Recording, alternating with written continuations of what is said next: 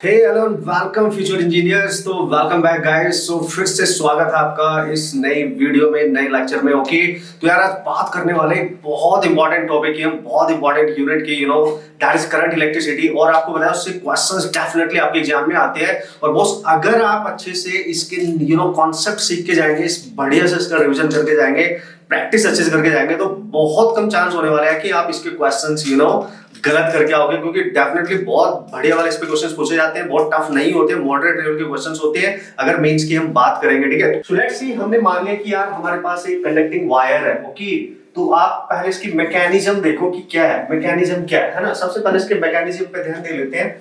So let us consider एक wire है, ये वायर है, इसकी लेंथ मैंने l कंसीडर कर लिया है and this is the area of cross section, इसको आप a मान सकते हो।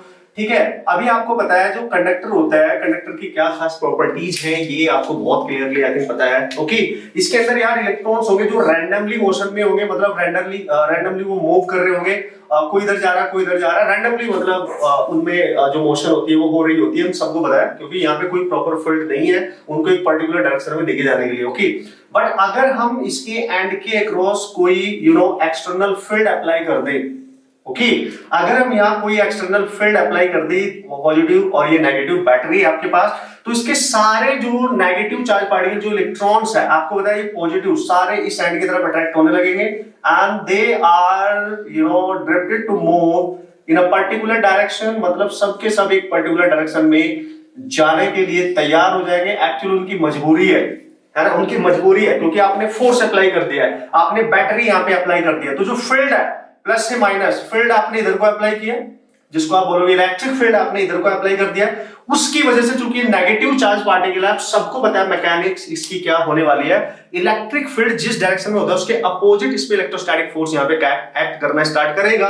सो यहाँ पे जो फोर्स एक्ट करेगा हर इलेक्ट्रॉन पे वो इस डायरेक्शन में करेगा, क्योंकि नेगेटिव पार्टिकल पे इलेक्ट्रिक फील्ड के अपोजिट फोर्स लगेगा, तो सारे के सारे इस पर्टिकुलर डायरेक्शन में जाना स्टार्ट कर देते हैं। तो पहले ये देख लो कि हो क्या रहा है, तो they are start to move like that. Okay, तो आपको पता है जो कन्वेंशनल करंट है भाई वो तो ऐसे जाएगी, है ना, तो इसके अपोजिट जाएगी, तो जो फ्लो ऑफ इलेक्ट्रॉन्स है वो सबका इधर है, मतलब सबकी ड्रिफ्ट वेलोसिटी इधर होगी, they are drifted in a particular direction, now you can say, तो उन सबकी जो एक एवरेज वेलोसिटी यहाँ पे बनेगी, that is called as drift velocity।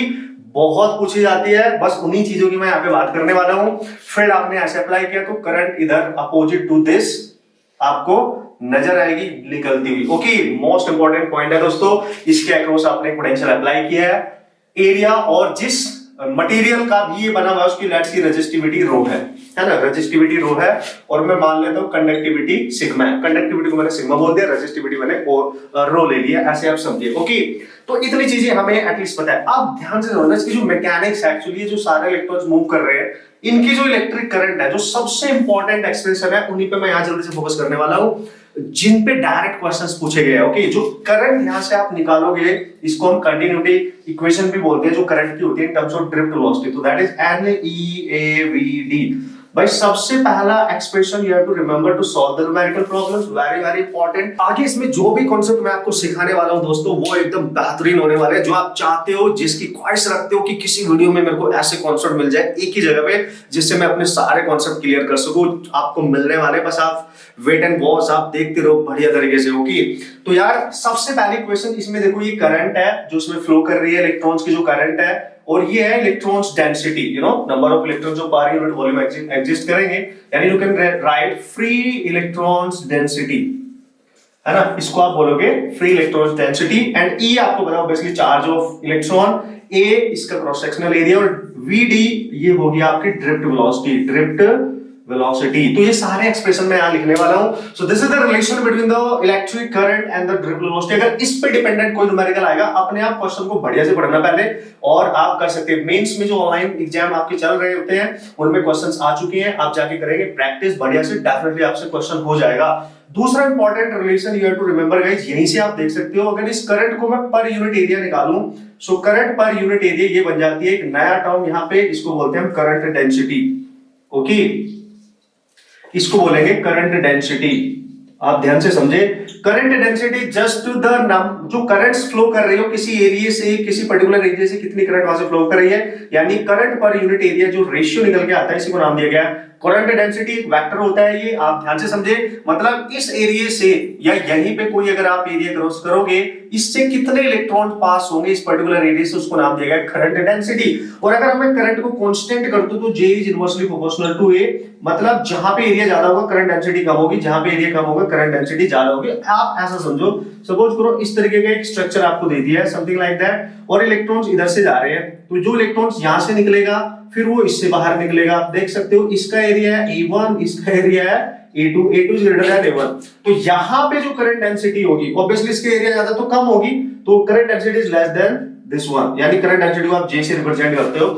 Sir इसका मीनिंग क्या है भाई? जैसे 10 बंदे हैं, 10 बंदे एक छोटे से गेट से बाहर निकल रहा था, ठीक है, उसमें से 4 तो निकल गए, पहले 4 निकले तो आराम से निकल गए, लेकिन जब 10 एक साथ वहां से निकलने की कोशिश करेंगे तो एरिया देखो आप, उसका एरिया आपने क्या किया है, एक बार आपने नंबर्स चेंज किया, एरिया को कांस्टेंट किया। अब हमने क्या करना है, पहले उस एक गेट था हमारे पास, छोटा सा एक गेट ऐसे मान सकते हो आप, ठीक है, जैसे मैंने ये मान लिया है, उससे 10 बंदे बाहर निकले, ठीक है, 10 बंदे बाहर निकले, फिर उस गेट को हमने बढ़ा के बड़ा कर दिया है, तो 10 बंदे आराम से निकल सकते हैं। अगर छोटा गेट है तो 10 बंदों को निकलने में तकलीफ होगी। आप इमेजिन करो एक छोटा सा गेट है, 10 बंदे एक साथ कैसे निकलेंगे यार, वो मतलब डेंसिटी बढ़ गई उनकी वहां पे, है ना, डेंसिटी बढ़ गई। अब एरिया आपने चेंज कर दिया, बंदे वही है, 10 ही है, मतलब करंट सेम है, जाने वाले सेम है, तो एरिया बढ़ा कर अब आराम से वो निकल सकते हैं क्योंकि गेट बड़ा है। आप समझ पा रहे होंगे current density, this is all about, okay.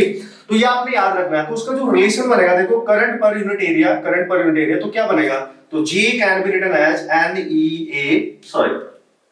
NEVD. तो ये next relation you have to remember, important, that is important, very important.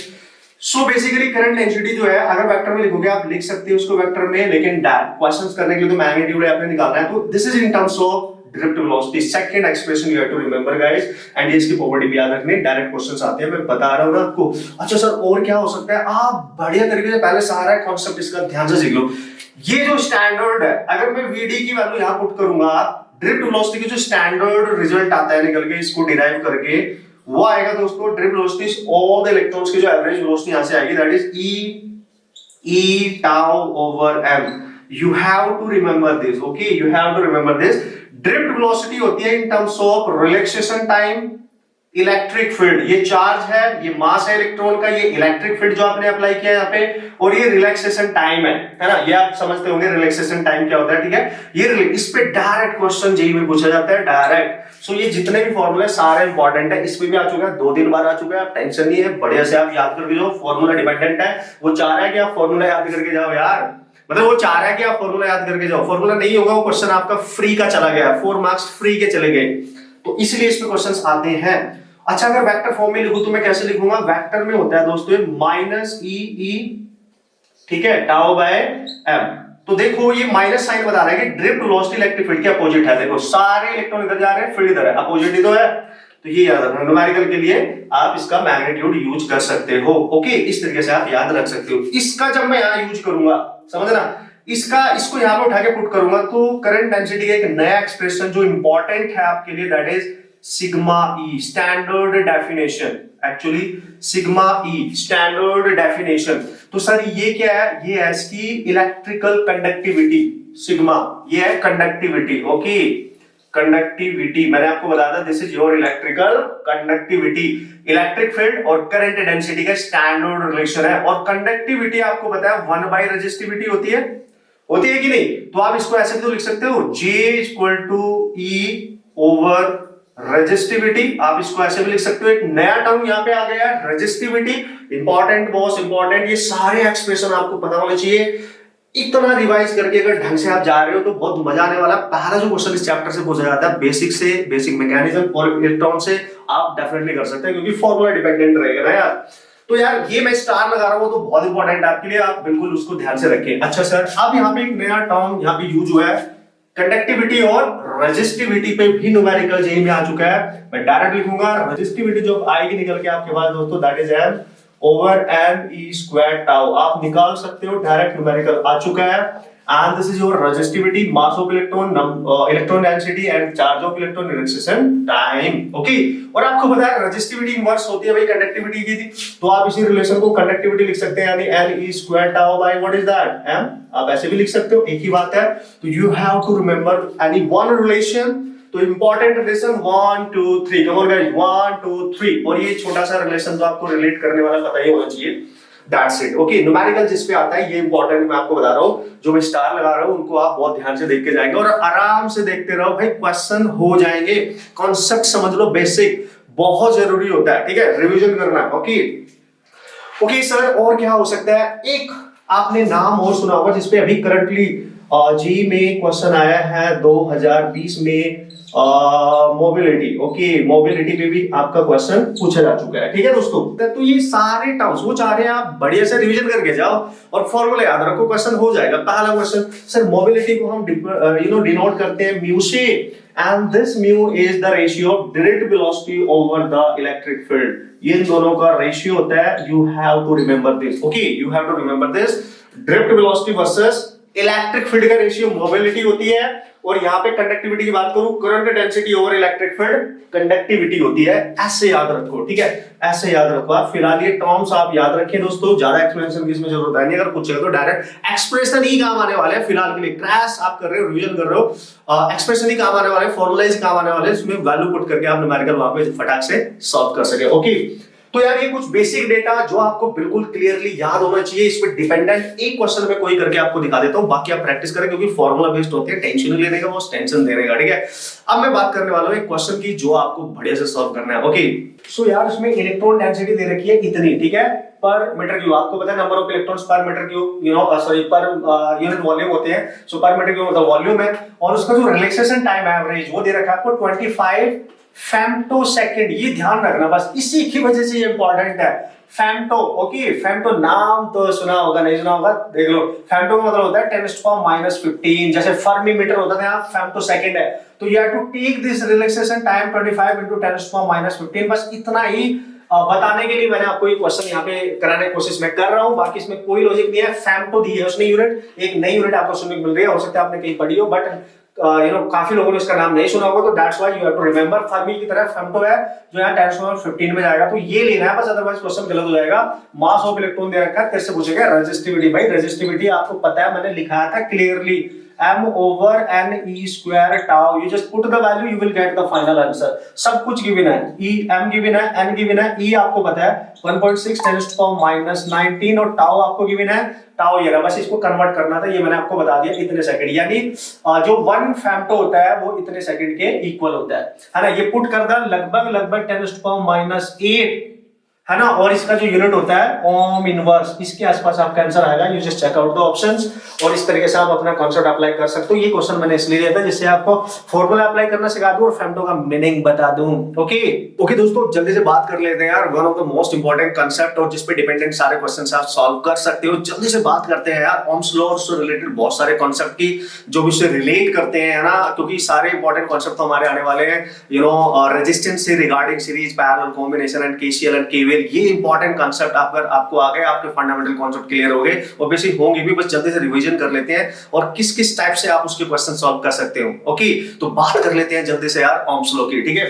सो यार बात करते हैं ओके ओम्स लॉ। तो आपको जल्दी से, आपको इसके बारे में सब कुछ पता है। ओम्स लॉ होता है क्या बेसिकली, इसने क्या बताने की कोशिश करी थी। ओके, उसने बोला कि जो रेजिस्टेंस होता है, अगर हम किसी रेजिस्टेंस की बात करें, किसी कंडक्टर की बात करें, ओके, तो अगर उसके अक्रॉस आप पोटेंशियल अप्लाई करते हो, ठीक है, पोटेंशियल अप्लाई कर रहे हो बेसिकली, ठीक है, पोटेंशियल अप्लाई कर रहे हो इसके अक्रॉस, तो ये रेजिस्टेंस है आपका, इसके अक्रॉस जो भी पोटेंशियल आपने अप्लाई किया है, तो उसमें वो जो करंट सप्लाई कर रहा है, ओके, जो करंट सप्लाई कर रहा है, बेसिकली उसने बोला कि इनका जो रिलेशन होता है करंट और वोल्टेज का, वो लीनियर होता है। कैसा रिलेशन होता है?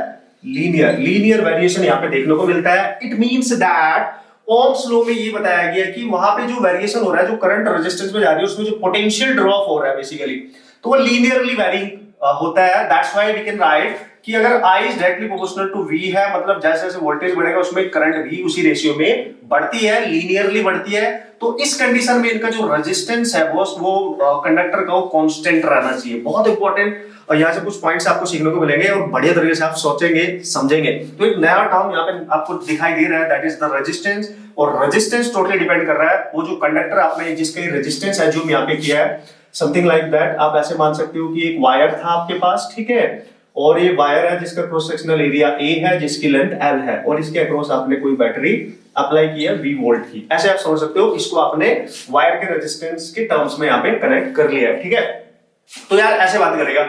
इसका मतलब अगर मैं यहाँ पे ध्यान से देखूं, इसका मैं ग्राफ बनाऊं तो ये IV ग्राफ यहाँ पे बनके तैयार होता है। उसने बोला ये लीनियरली वैरिंग है, मतलब इसकी जो स्लोप रहेगी, आप यहाँ पे इन दो पॉइंट के बीच में या कहीं भी किसी भी दो पॉइंट के बीच में आप कैलकुलेट करोगे, सो ये स्लोप तो आपकी सेम ही रहने वाली है, मतलब रेजिस्टेंस इनका कांस्टेंट रहने वाला।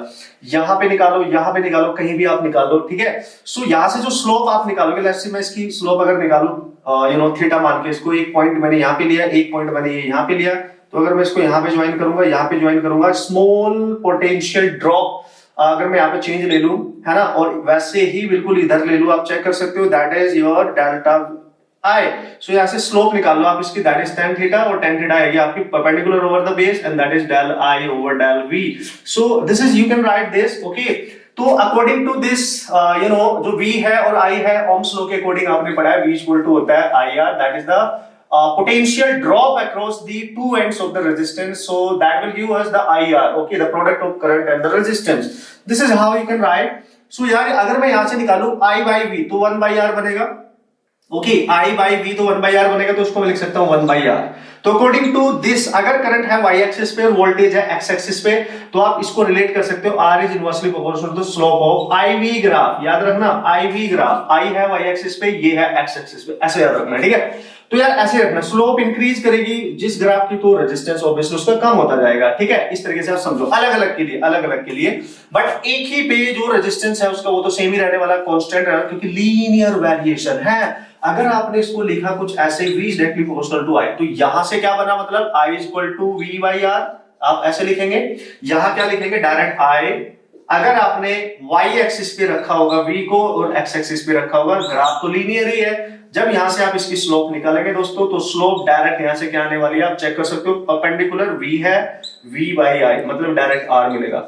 सो VI ग्राफ से आप डायरेक्ट लिख सकते हो R is directly proportional to tan theta, मतलब उस पर्टिकुलर ग्राफ की जो स्लोप होने वाली है उसके रेजिस्टेंस की डायरेक्टली प्रोपोर्शनल होगी, बट कब होगी, जब V कोऑर्डिनेट y एक्सिस पे और I आपका x एक्सिस पे जाने वाला है। ओके, तो ये वैलिड है केवल ओम्स लॉ के अकॉर्डिंग, उन्होंने बोला लीनियर रिलेशनशिप देखने को मिलती है, बट अगर उसका ग्राफ लीनियर नहीं दे रखा है, कुछ इस तरीके से दे रखा है, जैसे मैंने ये V माना, ये I माना, इस तरीके से है, तो आप देख सकते हो उसकी जो स्लोप है वो इंक्रीजिंग ऑर्डर में है।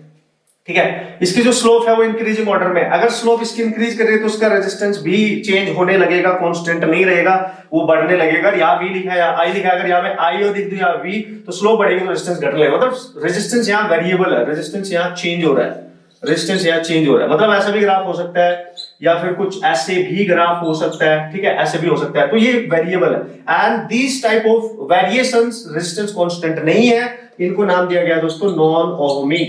आप थोड़ा सा याद रखें, क्योंकि मेंस में जो क्वेश्चंस आते हैं आजकल वो बहुत बेसिक से भी कॉन्सेप्ट में भी क्वेश्चन पूछता है, तो आप कर सकते हैं बढ़िया तरीके से, बस जल्दी जल्दी से आप रिवाइज कर लो बढ़िया तरीके से, टेंशन नहीं है। ठीक है, अब यार इस तरीके की सिचुएशन अगर है तो आपने इस तरीके से हैंडल कर लेना, मतलब ultimately to find the potential drop across the two ends of the resistance you have to use V equal to IR। this relationship छोटा है लेकिन बहुत खोटा है, इसका यूज करके आप बहुत बड़े बड़े क्वेश्चन सॉल्व करने वाले हो केवीएल में। ओके, ये आप ध्यान रखेंगे दोस्त। ठीक है, सो कूल, इस तरीके से आप इसके बारे में बात कर सकते हो, ओम्स लॉ के बारे में बात कर सकते हो, छोटी सी बेसिक सी नॉलेज आप सीख के लेके जा सकते हो। ठीक है, अब इंपॉर्टेंट पॉइंट यहाँ पे आया कि सर ये जो रेजिस्टेंस आपने बनाया है, मतलब ये किसी मटेरियल को रिप्रेजेंट कर रहा है, उसके मटेरियल की प्रॉपर्टी को रिप्रेजेंट कर रहा है। R जो यहाँ पे निकल के आएगा, आपको पता है ये R किस पे डिपेंड कर रहा है, इसके क्रॉस सेक्शनल एरिया पे, लेंथ पे, और जिस मटेरियल का बना हुआ है, तो इसका फॉर्मूला आप सबको पता है, रो L over E। Very very important है ना गाइस, इस पे क्वेश्चन आता है, छोटा सा लेकिन बहुत खोटा सा, मैं हमेशा बोलता हूँ छोटा लेकिन बहुत खोटा। तो यार इसमें कितने टाइप के क्वेश्चंस आ सकते हैं ये मैं आपको बताने की कोशिश करूंगा। तो R equal to rho L by A। ठीक है, ये जब है जब इसकी जो रो है वो आपकी कांस्टेंट है, ठीक है, वो वेरी नहीं कर रही है, डिस्टेंस के अकॉर्डिंग वेरी नहीं कर रही है, तो आप डायरेक्ट इस फॉर्मूले का यूज करेंगे। तो ये देखो रेजिस्टिविटी पे डिपेंड कर रहा है, लेंथ के डायरेक्टली प्रोपोर्शनल है, एरिया के इनवर्सली, आप सबको बताया क्लियरली, यानी डायमेंशंस पे डिपेंड कर रहा है और मटेरियल जो है उस पे डिपेंड कर रहा है, क्योंकि रेजिस्टिविटी जो होती है यहाँ पे मटेरियल की प्रॉपर्टी है, characteristic property of the material, इससे डिसाइड किया जाता है कि जो कौन डिसाइड ये किया जाता है कि जो मटेरियल होते हैं कौन ज्यादा करंट को कंडक्ट कर सकता है, कौन ज्यादा कंडक्ट नहीं कर सकता है। Okay, so resistivity also depend upon temperature, you just remember guys. और रेजिस्टिविटी टेम्परेचर पे कैसे डिपेंड करती है? Directly proportional. सो आप लिख सकते हो rho naught plus alpha delta T, एक फॉर्मूला आप ये यूज कर सकते हो यहाँ पे। ओके, इनिशियल और एक इसे टेम्परेचर पर रेजिस्टिविटी है, टेम्परेचर का डिफरेंस है अल्फा, यहाँ पे टेम्परेचर लीनियर टेम्परेचर कोएफिशिएंट माना जाएगा। ये छोटे छोटे expression you have to remember. तो यार रेजिस्टिविटी का टेम्परेचर पे डायरेक्टली डिपेंड कर रही है, तो रेजिस्टेंस भी तो टेम्परेचर पे डायरेक्टली डिपेंड करेगा। तो रेजिस्टेंस को भी आप लिख सकते हो R naught 1 plus alpha delta T.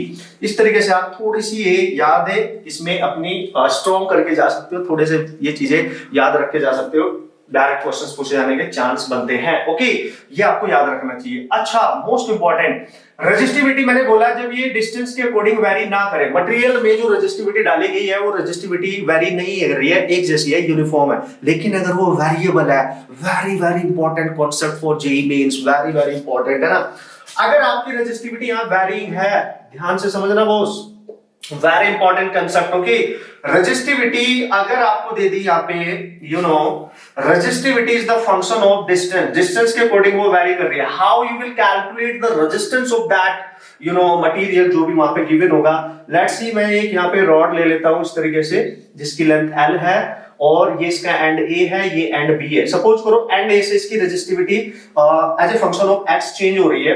सो आप क्या करोगे, इसका एक छोटा सा स्ट्रिप कट करोगे, ठीक है, एक छोटा सा स्ट्रिप करोगे। एरिया तो देखो सेम ही रहेगा, एरिया तो सेम ही रहेगा, लेकिन इसकी जो स्ट्रिप की जो लेंथ होगी ये इतनी सी, ये होगी dx और A एंड से इसकी डिस्टेंस होगी x। तो यहाँ पे जो रेजिस्टिविटी होगी वो होगी लेट्स से रो x, जो उसकी रेजिस्टिविटी वेरी कर रही है वैसे भी x के according. So how you will calculate, you know ऐसे ऐसे बहुत सारे एलिमेंट इसमें हो सकते हैं। आप देख सकते हो यहाँ कट करोगे और यहां से अगर करंट एंटर करती है, यहां से बाहर निकलेगी, तो all the elements are consider in series. ये फिर ये फिर ये फिर ये फिर सारे एलिमेंट से मिलके एक पूरी रॉड बन जाएगी, मतलब दे आर इन सीरीज, क्योंकि सब में एक ही करंट जाएगी ना। करंट इसमें भी वही एंटर करेगी, इसमें भी वही, इसमें भी वही, है ना। They are considered, all the elements are to be considered as a series combination.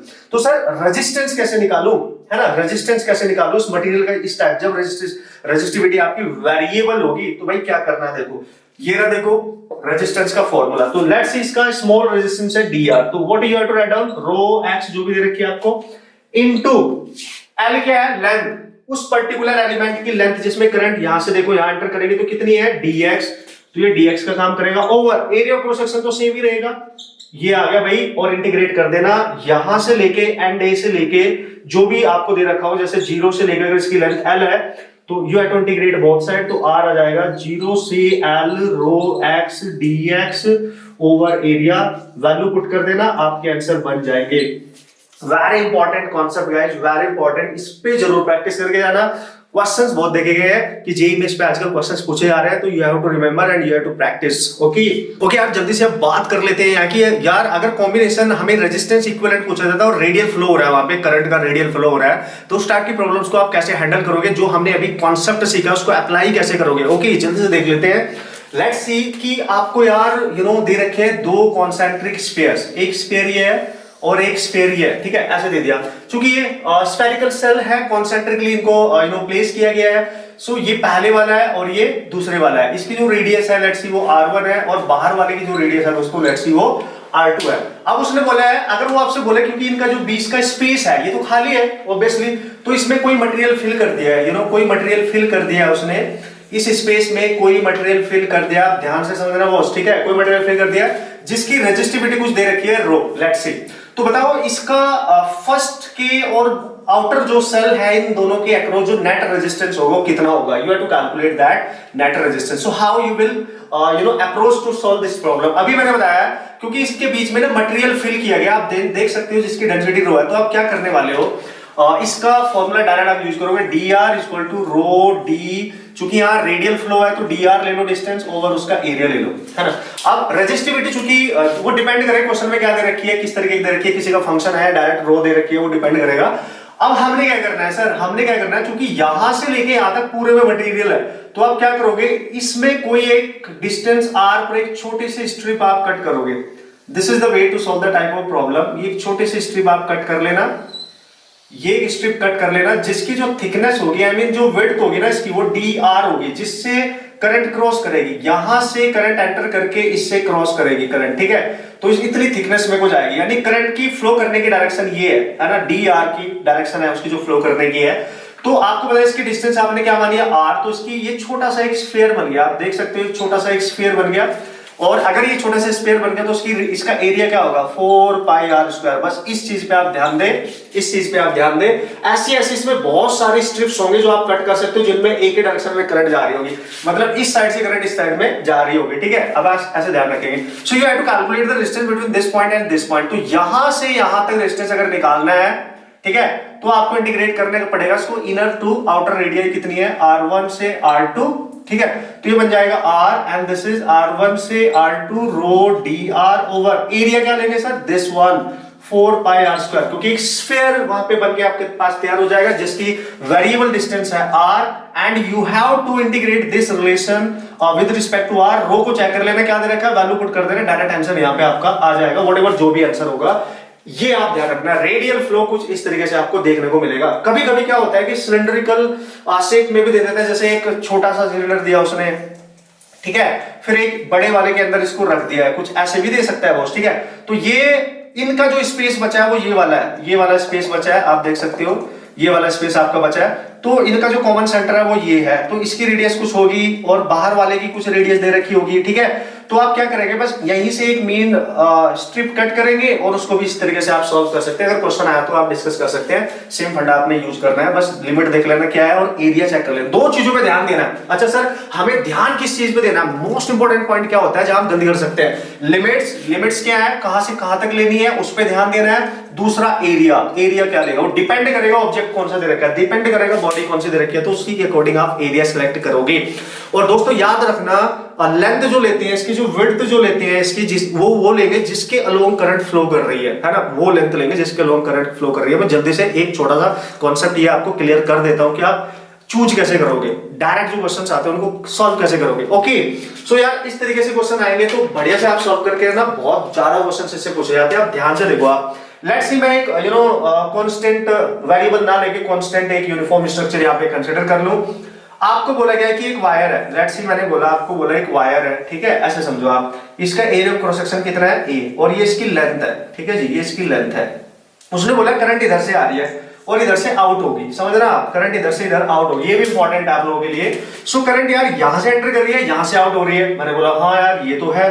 तो करंट की डायरेक्शन देखो क्या है, करंट की डायरेक्शन ये है, तो वो किस डायरेक्शन में जा रही है, उसके अलोंग लेंथ कौन सी है, यहां से यहां तक उसकी ओरिजिनल लेंथ है, यानी लेंथ L के अलोंग करंट फ्लो कर रही है, तो यही लेंथ यहां पे कंसीडर की जाएगी। जो डायरेक्शन ऑफ करंट में होती है वो लेंथ लेते हैं, रो L अपॉन A, इस बात का ख्याल रखेंगे, ठीक है। एरिया तो यही है जिससे एंटर कर रही है। सर कैसे, और मजा नहीं आया, मतलब कैसे, मतलब कंफ्यूज।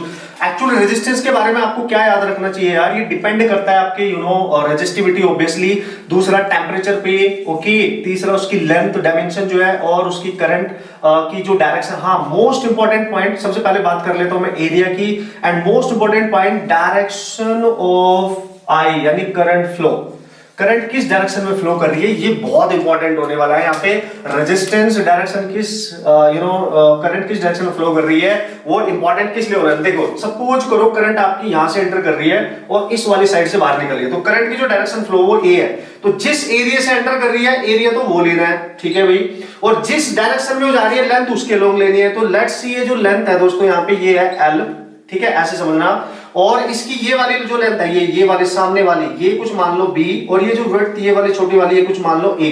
तो इधर से करंट जा रही है तो उसके अलोंग कौन सी लेंथ है, L, तो इसका रेजिस्टेंस निकालने के लिए लेट्स सी R1 है, रो L बाई आप यूज करेंगे, इसका जो एरिया ऑफ क्रॉस सेक्शन है वो A1 माना है आपने, तो आप A1 लेंगे, ठीक है। But most important point is that अगर करंट ऊपर से एंटर कर रही है यहां से कहीं और इधर से होते हुए बाहर निकल रही है, तो आप ध्यान से देखो एरिया अब आपका ये होगा, क्योंकि करंट इस एरिया से एंटर कर रही है, आप ध्यान से समझो, सपोज करो उसका एरिया है A2 और उसकी डायरेक्शन ऑफ फ्लो ये है, तो किस लेंथ के लोग जा रही है, L के लोग नहीं जा रही है, अब वो B के लोग जा रही है, क्योंकि यहां से यहां तक की जो लेंथ है इसकी वो B है। तो you have to write down the resistance now of this material, you can write rho, देखो सेम मटेरियल है तो रेजिस्टिविटी सेम रहेगी, लेकिन लेंथ किसके लोग है B, और एरिया क्या लेंगे A2, ये टॉप वाला जहां से वो एंट्री ले रही है। आप समझ पा रहे होंगे मैं क्या कहने की कोशिश कर रहा हूं, किस तरीके से आपने अपने कंसेप्ट यूज करने हैं, और बिल्कुल भी कंफ्यूज नहीं होना, बढ़िया से आपने रिवाइज करके जाना है। ओके तो इस टाइप के क्वेश्चन आपके एग्जाम में पूछे जा सकते हैं, आप बिल्कुल फंडामेंटल क्लियर करके जाए। आईआईटी में काफी क्वेश्चन इस टाइप के पूछे जा चुके हैं इस फंडामेंटल कॉन्सेप्ट पे, ठीक है गाइस। ओके अब यार रेजिस्टेंस के बारे में छोटी सी बात देखो, रेजिस्टेंस डिपेंड कर रहा है इस पे, मटेरियल जब तक चेंज नहीं होगा, है ना, किसी भी वायर का मटेरियल, तब तक उसकी रेजिस्टिविटी चेंज नहीं होगी। लेट्स सी ये कांस्टेंट, तो R is directly proportional to L by A। Cool. अगर कुछ इस टाइप के क्वेश्चंस आते हैं कि भाई एक वायर था और इस वायर को आपने क्या किया, मोड़ दिया, बेंड कर दिया, कुछ अदर शेप में कन्वर्ट कर दिया, ठीक है, तो आप करेंगे क्या, बताओ नया रेजिस्टेंस क्या होगा, तो उसकी जो डायमेंशंस होती है वो चेंज हो जाएंगे। ऑब्वियसली आपको पता है रेजिस्टेंस L के डायरेक्टली प्रोपोर्शनल है, एरिया के इनवर्सली प्रोपोर्शनल है, लेकिन इस प्रोसेस में उनका जो वॉल्यूम है वो कांस्टेंट रहने वाला है। Very very important. तो दोस्तों याद रखना, अगर उसको स्ट्रेच किया है मतलब उसकी लेंथ इंक्रीज की, इफ L चेंजेस, ऐसे याद रखना बस आप, अगर L चेंज कर रहा होगा, है ना, समझ रहा, अगर L चेंज किया है, रेडियस के बारे में बात नहीं की, उसने बोला L को चेंज कर किया है और रेडियस की बात नहीं की, डाया की बात नहीं की है, तो आपसे रेजिस्टेंस पूछेगा, न्यू रेजिस्टेंस बताओ, तो भाई याद रखना आपको R2 इक्वल टू आएगा n square of R1। You just directly remember this, whatever जो भी न्यू रेजिस्टेंस आपको निकालना है, इनिशियल को n से मल्टीप्लाई कर देना। n क्या है यहाँ पे सर, ये चेक कर लेना लेंथ में कितना चेंज किया है। अगर सेकंड लेंथ जो बनी वायर की वो इनिशियल की n टाइम्स है ना, तो वो n फैक्टर ले लें, जैसे 2 टाइम्स है या हाफ है या 3 टाइम्स है, बस वो यहाँ पुट कर देना, डायरेक्ट आपका आंसर बन जाएगा। उतना टाइम नहीं है कि दोस्तों आपको उसको पूरा एक्सप्लेनेशन के साथ बताया जाए, आप मेन पॉइंट पे फोकस कर रहे हो और जे के क्वेश्चंस डायरेक्टली यहीं से पूछे जाते हैं, आपको पता होना चाहिए। अगर सर उसने लेंथ को चेंज नहीं किया, डायरेक्टली उसने बोला इफ रेडियस, अगर उसने बोला रेडियस और डाया के बारे में बोला कि एक वायर था और उसका रेजिस्टेंस 10 ओम है, उसका डाया हाफ कर देगा, तो न्यू रेजिस्टेंस बताओ, समथिंग लाइक दैट। तो अगर डाया और रेडियस की डायरेक्ट बात कर रहा है, तो जो उसको नेक्स्ट रेजिस्टेंस आएगा वो आएगा इनिशियल ओवर n की पावर 4। ये आप याद रखेंगे, वेरी वेरी इंपॉर्टेंट। n क्या है सर, यहाँ पे जो भी रेडियस या डाया चेंज किया है, सपोज करो रेडियस दे रखी है आपको, रेडियस को मैं स्मॉल से लिखूंगा R2 equal to n times of R1, तो बस वो n लेना है कि 2 टाइम किया या हाफ किया, जो भी किया उसको यहाँ पुट करना है, डायरेक्ट आपका रेजिस्टेंस आ जाएगा। ये आप ध्यान रखें, क्योंकि इस पूरे प्रोसेस में जो आप यहाँ पे उसकी उसको स्ट्रेच कर रहे हो, उसको है ना बेंड कर रहे हो, वॉल्यूम पे कोई फर्क नहीं पड़ने वाला है, वॉल्यूम आपका कांस्टेंट रहता है। That's why you have to remember this concept as well. Okay, तो यार इस तरीके की अगर बातें करेगा, इस तरीके के क्वेश्चंस आपसे पूछेगा, तो आप सिंपली क्वेश्चंस को सॉल्व करके आ सकते हो। ओके गाइस, जो अभी हमने कांसेप्ट देखे हैं ना यार, जो कांसेप्ट सीखे रेजिस्टेंस से रिलेटेड एंड ऑल, उस पे डिपेंडेंट एक बढ़िया सा क्वेश्चन आपको करा के दिखा देता हूं, और किस किस टाइप के क्वेश्चंस आते हैं ये भी बताता हूं जल्दी से। So here we go, this is the first question. आप इसको बढ़िया से रीड करो, जो जेईई मेन जिस टाइप के क्वेश्चंस पे ज्यादातर फोकस कर रहा है, उस टाइप के क्वेश्चंस आप कैसे सॉल्व करके आओ। कांसेप्ट मैं ऑलरेडी बता चुका हूं, ठीक है। तो यार इसमें क्लियरली बोला है कि एक बैटरी है, आप देख सकते हो बैटरी मैंने यहाँ पे बना दी है, और ये जो बैटरी है, ये देखो एक अंदर का ये सिलेंडर है और एक बड़ा सा सिलेंडर है, ठीक है। इनके बीच के स्पेस में यहाँ पे आपने कोई एक मटेरियल फिल किया जिसकी रेजिस्टिविटी आपको दे रखी है। जैसे हमने अभी अभी एग्जांपल्स देखे थे, ठीक है, सिलेंडर वाले, स्फेरिकल वाले, तो इनके बीच में एक मटेरियल फिल कर दिया गया है। ऑब्वियसली बैटरी है तो मटेरियल तो होगा ही, और उसकी जो रेजिस्टिविटी है दोस्तों वो आपको गिवन है। What is that, what is that, what is that, resistivity rho दे रखी है, ठीक है। उसने बोला जो अंदर वाला सिलेंडर है, अगर मैं इस एक्सिस की बात करूं, ये इनकी मेन सेंट्रल एक्सिस, ठीक है, ठीक है। तो इसकी जो नीचे लिखा है यहाँ पे, यहां से यहां तक, तो ये इसकी रेडियस है, मतलब ये रेडियस है इसकी इनर वाली, और आउटर वाले की रेडियस दे रखी है आपको। जो बाहर वाला सिलेंडर है, ये सिलेंडर 2 है और ये सिलेंडर 1 है, आप देख सकते हो 2। इनके अंदर जो मटेरियल यहाँ गैप में फिल किया है पूरा, इसकी रेजिस्टिविटी रो है। उसने पूछा है कि अगर इस बैटरी को आप किसी एक एक्सटर्नल रेजिस्टेंस के अक्रॉस कनेक्ट कर दें, इस बैटरी को एक्सटर्नल रेजिस्टेंस के अक्रॉस कनेक्ट कर दे, तो बताओ ये रेजिस्टेंस की वैल्यू कितनी होने वाली है, जिससे ये इसको मैक्सिमम पावर ट्रांसफर कर सके, maximum heating, maximum power transfer कर सके। और दोस्तों आपको याद रखना पड़ेगा यहाँ पे मैक्सिमम पावर ट्रांसफर थ्योरम क्या होती थी, इसका इंटरनल रेजिस्टेंस, सर्किट का internal resistance must be equal to external resistance जो सर्किट में कनेक्ट हो रखा होगा। ये कंडीशन होती है एट दिस कंडीशन, जब इंटरनल रेजिस्टेंस उस सेल का एक्सटर्नल रेजिस्टेंस के इक्वल होता है, तो पावर जो ट्रांसफर करती है बैटरी वो मैक्सिमम होती है। बस इतना आपने याद रखना है, फिर तो हम उड़ा देंगे, ठीक है, फिर तो उड़ा देंगे हम। अब हमने करना क्या है, इसका रेजिस्टेंस निकालना है। तो ये इसका इनर सेल है, तो भाई इसका रेजिस्टेंस इसके अक्रॉस, और यहां से जब यहाँ पे करंट बढ़ने स्टार्ट करेगी, रेडियली की अगर हम बात यहाँ पे करने वाले हैं, ठीक है, तो यहाँ पे जो हीटिंग अगर होने वाली है, अगर आप ध्यान से देखो, तो यार बेसिकली आप करोगे क्या कि इसमें एक स्ट्रिप आपको कट करनी पड़ेगी। आपको पहचानना पड़ेगा कि ये इसका जो सरफेस है, यहाँ पे जो स्ट्रिप आएगी, आप देखो यहाँ पे स्ट्रिप आपको कट करनी है ये, और मैंने आपको बता रखा है।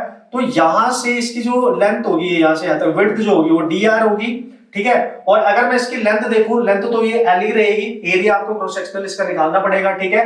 तो अब यहां से फ्लो कैसे करेगा, तो डी आर अगर इसका रेजिस्टेंस है तो रो एल, एल क्या ले ली डी आर ओवर इसका एरिया, एरिया क्या लोगे इसका आपको पता है डिस्ट्रीब्यूटिव शेप में रहेगी, और एरिया क्या होता है सिलिंड्रिकल फॉर्म में, ए इक्वल टू 2 पाई आर, ठीक है। क्योंकि यहां से यहां तक जो डिस्टेंस बनेगी, यहां से यहां तक ये डिस्टेंस पे आर डिस्टेंस पे आपने कट किया, तो उसकी सर्कमफेरेंस 2 पाई आर इनटू उसकी विड्थ दे रखी है आपको कितनी 2 pi R, okay 2 pi R into length, sorry this is length क्योंकि पूरी लेंथ है इसकी एल, ठीक है। तो यहाँ पे पुट कर दो तो डी आर कितना आ जाएगा रो डी आर ओवर एक वैल्यू आ गई 2 पाई आर इनटू एल। आपको पता है ये वेरिएबल है, आर वेरी करेगा, देखो आर वेरी करेगा, स्ट्रिप कहीं भी कट कर सकते हो, आर वेरी करेगा। सो बाकी कांस्टेंट है, रो निकालो बाहर, एल बाहर निकालो, अंदर बचेगा डी आर ओवर आर। तो कहां से कहां तक मैक्स आप जा सकते हो, इंटरनल डिस्टेंस कितनी है, इंटरनल रेडियस ए है, आउटर कितनी है बी है, लिमिट आ जाएगी आपकी ए से बी। तो ये क्या बनने वाला है देखो रो बाय 2 पाई एल, और ये है D R over R, obviously L N of R, limit आ गई आपकी ए से B. So what is that, integrate आपने किया तो आर बचा आपके पास, आर आ गया देख लो दोस्तों rho over 2 pi L into L N of this is first limit B over the second limit. आप जब चेंज करोगे तो ये वैल्यू आपकी बन के आ जाएगी, this is your required resistance, और अगर वो इंटरनल रेजिस्टेंस के इक्वल हो जाता है, so hence we can say in this particular condition this will supply the maximum current, okay। तो this is your required relation you have to calculate in this question। और इस type का question अगर further आएगा, spherical से related भी आएगा, radial flow की बात करोगे तो क्वेश्चन आप इजीली यार सॉल्व कर सकते हो, ओके। तो बात कर लेते हैं सीरीज और पैरेलल कॉम्बिनेशन का जो कॉन्सेप्ट है और उसको यूज कैसे करना है, उसके न्यूमेरिकल उसके थ्रू कैसे सॉल्व करने हैं, और किस किस टाइप के फंडामेंटल हम उसमें सीख सकते हैं डायरेक्टली, ओके। तो सबसे पहले मैं बात कर लेने वाला हूं यहाँ पे यार सीरीज कॉम्बिनेशन, है ना। बहुत जल्दी से इसमें इसको देख लेते हैं कि क्या क्या आपको पता होना चाहिए बेसिक सा। सो सीरीज कॉम्बिनेशन ऑब्वियसली यहाँ पे बहुत सारे रेजिस्टेंस आपको गिवन होंगे, ठीक है। जैसे मैं यहाँ दो रेजिस्टेंस की बात कर रहा हूँ तो R1 और R2 ऐसे बहुत सारे रेजिस्टेंस हो सकते हैं, और एक बैटरी से हम इनको कनेक्ट करके रखेंगे, है ना। इस तरीके से आप यहाँ पे डिस्कस कर सकते हो, कूल। तो यार ये दोनों रेजिस्टेंस इस किसी पॉइंट पे कॉमनली यहाँ पे कनेक्टेड है, ये पॉइंट लेट सी ए है, ये पॉइंट लेट सी बी है, ये पॉइंट लेट सी सी है। एक बैटरी मैंने यहाँ 20 वोल्ट की इसके अक्रॉस लगा दिया, मतलब इन दोनों के अक्रॉस एक नेट बैटरी मैंने यहाँ लगा दिया जो उस पे करंट सप्लाई कर रही है, आप सबको पता है। तो इसमें जाने वाली जो करंट होगी एक ही रास्ता है उसके पास जाने के, इसमें भी जाएगी इसमें भी जाएगी, एक ही रास्ता है, एक ही रास्ता है यार। तो दोनों में जाने वाली जो करंट है बेसिकली वो क्या होने वाली है, कम ऑन गाइस, सेम होने वाली है यार। जैसे हमारे घरों में पानी की सप्लाई होती है यार, दो पाइप कनेक्ट कर दिए हमने डायरेक्टली, तो मेरे घर में भी आ गया डायरेक्टली, फिर पास होते हुए दूसरे घर में चला गया, तो दो पाइप एक ही डायरेक्शन में है, तो एक ही डायरेक्शन में पानी फ्लो कर सकता है, अदर डायरेक्शन में नहीं जा सकता है, सिमिलरली, ओके। लेकिन ये जो रेजिस्टेंस है, ये जो बंदा है ना, ये जो बंदा है ना, ये अपने अकॉर्डिंग इसका पोटेंशियल लेगा। भाई दो बंदे हैं जिनको मैं सपोज करो आप लोग आप बैठो मेरे सामने और मैं आपको पढ़ा रहा हूँ, किसी को जल्दी समझ में आएगा, किसी को थोड़ा लेट समझ में आएगा, मतलब दोनों का जो रेजिस्टेंस है, जो मेरे से पोटेंशियल जो आप ले रहे हो उसकी जो कैपेसिटी आपकी अलग अलग होने वाली है। तो resistance different in series, that's why the potential is different, है ना। पोटेंशियल इज डिफरेंट, सीरीज में आपका पोटेंशियल अलग हो जाता है। और आप देखो इसमें और इसमें जाने वाली करंट तो सेम है, और V equal to ohm's law के अकॉर्डिंग IR होता है, करंट अगर सेम है V directly proportional to R, मतलब सेम प्रोपोर्शन में यहाँ पे आप देख सकते हो, यहाँ पे सेम प्रोपोर्शन में यहाँ पे वोल्टेज ड्रॉप होगा। यानी अगर आपको पहले के अकॉर्डिंग पहले के अक्रॉस वोल्टेज निकालना है, पोटेंशियल डिवाइडर डायरेक्ट यूज कर सकते हो, क्योंकि इसमें करंट और इसमें सेम है, तो इसी का रेजिस्टेंस लो, नेट बैटरी का पोटेंशियल लो, दोनों का सम ले लो, direct you can remember this, okay. बड़ी हेल्प करेगा हमारी। V2 को कैसे निकाले, डायरेक्ट है प्रोपोर्शनैलिटी, जिसमें आप पोटेंशियल ड्रॉप निकालना चाहते हो उसी का रेजिस्टेंस लो, बैटरी का टोटल पोटेंशियल लो, और R1 प्लस R2। आपको बताया ये बातें, आप जल्दी से आपको रिवाइज कर रहे हैं बढ़िया तरीके से इसको, ठीक है। इस तरीके से आप याद रखेंगे यार, जो भी हम यहाँ पे देखने वाले हैं, करंट दोनों में सेम होने वाली है। अच्छा सर, इक्विवेलेंट रेजिस्टेंस आपको पता है सीरीज में डायरेक्ट ऐड हो जाती है, मेरे को बताने की जरूरत नहीं होनी चाहिए बॉस, ये सबको पता है, ओके, पता ही होना चाहिए। यहाँ पे हम वो डिस्कशन नहीं करने वाले कि इसको कैसे करें कैसे नहीं करें एंड ऑल, है ना। तो ये आप यहाँ पे बात याद रखेंगे about the series combination, you have to remember all the things. अब हम बात कर लेते हैं जो मेन है दोस्तों, पैरेलल कॉम्बिनेशन एज वेल। किसकी बात करने वाले हैं हम, come on, parallel combination, cool. So parallel combination में क्या होगा यार सर, तो पैरेलल में जो रेजिस्टेंस होंगे, अब देखना, अगर मैंने एक रेजिस्टेंस यहां लिया है, ठीक है, एक रेजिस्टेंस यहां लिया है और इसके टर्मिनल्स हैं, let's see this is your R1, cool, ये आपको हमने R1 मान लिया। एक रेजिस्टेंस और ऐसे कनेक्ट करूं जिससे कि जब मैं बैटरी अप्लाई करूंगा तो दोनों पे एक ही पोटेंशियल अप्लाई हो जाए। तो यार सर कैसे? अगर मैंने यहां इसके अक्रॉस बैटरी अप्लाई की, ध्यान समझना भाई, ध्यान से, है ना, तो ये जो पोटेंशियल है डायरेक्टली इसके दोनों एंड को कवर कर रहा है, इसके अक्रॉस हमने अप्लाई कर दिया, जो बैटरी का पोटेंशियल है डायरेक्ट इसके पास चला गया, है ना, डायरेक्ट इसके पास चला गया। मतलब सर कैसे? अभी देखते जाओ पहले। फिर हमने क्या किया, अगर मैं इसी सेम सेंस में इसी पॉइंट पर, ये ए पॉइंट है, ये बी पॉइंट है, ये बहुत इंपॉर्टेंट पॉइंट है, इसी पॉइंट पे एक रेजिस्टेंस और ले लूं और इसी पॉइंट पे एक रेजिस्टेंस और ले लूं और उसका दूसरा एंड सेम पॉइंट पे कनेक्ट कर दूं, तो देखो ये वाला वायर और ये वाला वायर दोनों के सेम एंड पे सेम बैटरी कनेक्ट है, मतलब इसके अक्रॉस भी पोटेंशियल सेम ही होगा। Let's see this is R2, ये भी तो V होगा, क्योंकि दोनों वायर के ये वाले जो एंड यहाँ पे आपको दिख रहे हैं एक ही पॉइंट पे है, इधर भी दोनों एंड एक ही पॉइंट पे। This is the necessary condition of parallel combination. इसी से डिसाइड होगा कि यहां से आने वाली जो करंट होगी इसमें अलग जाएगी, इसमें अलग, I1 I2, बट दोनों करंट यहां से डिवाइड हुए, ए से इधर से आते हुए दोनों करंट दूसरा जो पॉइंट डायरेक्ट बैटरी से कनेक्ट है उसी पे कनेक्ट होनी चाहिए, तभी ये पैरेलल माना जाएगा। जितनी एंटर की उतनी बाहर निकलनी चाहिए, वो इंपॉर्टेंट है ना। तो this is your parallel combination. ऐसे ही सारे सर्किट आप यहाँ पे बना सकते हो जिनके अक्रॉस दोनों एंड पे डायरेक्ट बैटरी का प्लस और माइनस टर्मिनल कनेक्ट होगा। इंपॉर्टेंट, मतलब सर अगर एक रेजिस्टेंस यहाँ पे है तो दूसरा रेजिस्टेंस यहाँ पे है, ठीक है, आप समझना, और यहां से करंट आ रही है, ये है रेजिस्टेंस R1, ये है रेजिस्टेंस R2, ठीक है, इस तरीके से मैंने माना, ठीक है।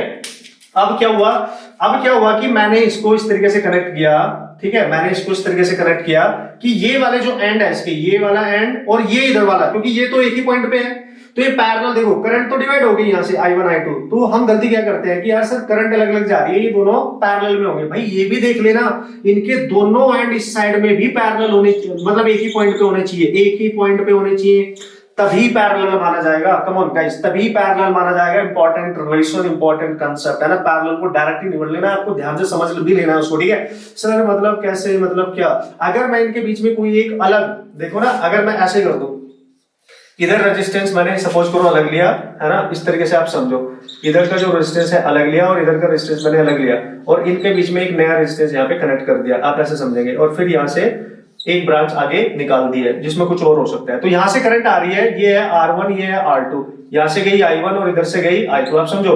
तो यार इनमें जा रही है करंट I1, इसमें जा रही है करंट I, तुरंत देख के बता दो ये पैरेलल कॉम्बिनेशन है। भाई गलत हो चुका है, this is not a parallel combination, इसलिए मिस्टेक नहीं करनी है, बढ़िया से सीख के जाना है। जब कॉम्बिनेशन वाले क्वेश्चन करके जाओगे तो भाई गलती मत करना, मैं मार के चल रहा हूं, आप ये सब आपको आता है, ओके, जिससे हम अच्छे वाले कॉन्सेप्ट डिस्कस कर सकते। क्यों सर, क्यों नहीं है, करंट अलग अलग जा रही है, हमने तो पढ़ा था। भाई ये भी देख लो कि इन दोनों रेजिस्टेंस के दोनों एंड इस पॉइंट पे कनेक्टेड है, यस बिल्कुल सेटिस्फाई कर रहा है, करंट अलग अलग हो रही, सेटिस्फाई कर रहा है, लेकिन इसका दूसरा एंड कहां है, इसका यहां पे है और इसका यहां पे है, ये दोनों पॉइंट अलग अलग है, इनका सेम पोटेंशियल नहीं है, क्योंकि इनके बीच में कोई अदर रेजिस्टेंस है और इसकी वजह से इसका पोटेंशियल अलग, इसका अलग। That's why we can't say they are in parallel, they are not in parallel.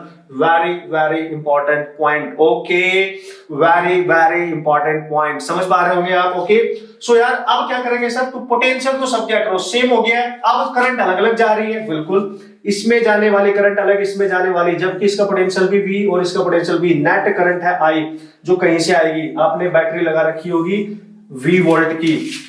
तो यार सर करंट डिवाइड हो रही है तो यहाँ पे पोटेंशियल सेम है, तो V इक्वल टू क्या होता है IR, पोटेंशियल सेम, यानी current inversely proportional to R। तो यहाँ पे इनवर्स रेशियो में करंट डिवाइड होती है। तो अगर I1 में करंट निकालनी है तो आपको पता है I1 में करंट निकालनी है, इनवर्सली यहाँ पे डिवाइड है, इनवर्सली रिलेट कर रही है, तो जिस रेजिस्टेंस में करंट निकाल रहे हो उसको छोड़ के जो उसके पैरेलल में दूसरा है उसको लेना है, इनटू टोटल करंट डिवाइड में दोनों का सम। समझ गए होंगे आप, क्योंकि वो इनवर्सली डिपेंड कर रही है, ठीक है।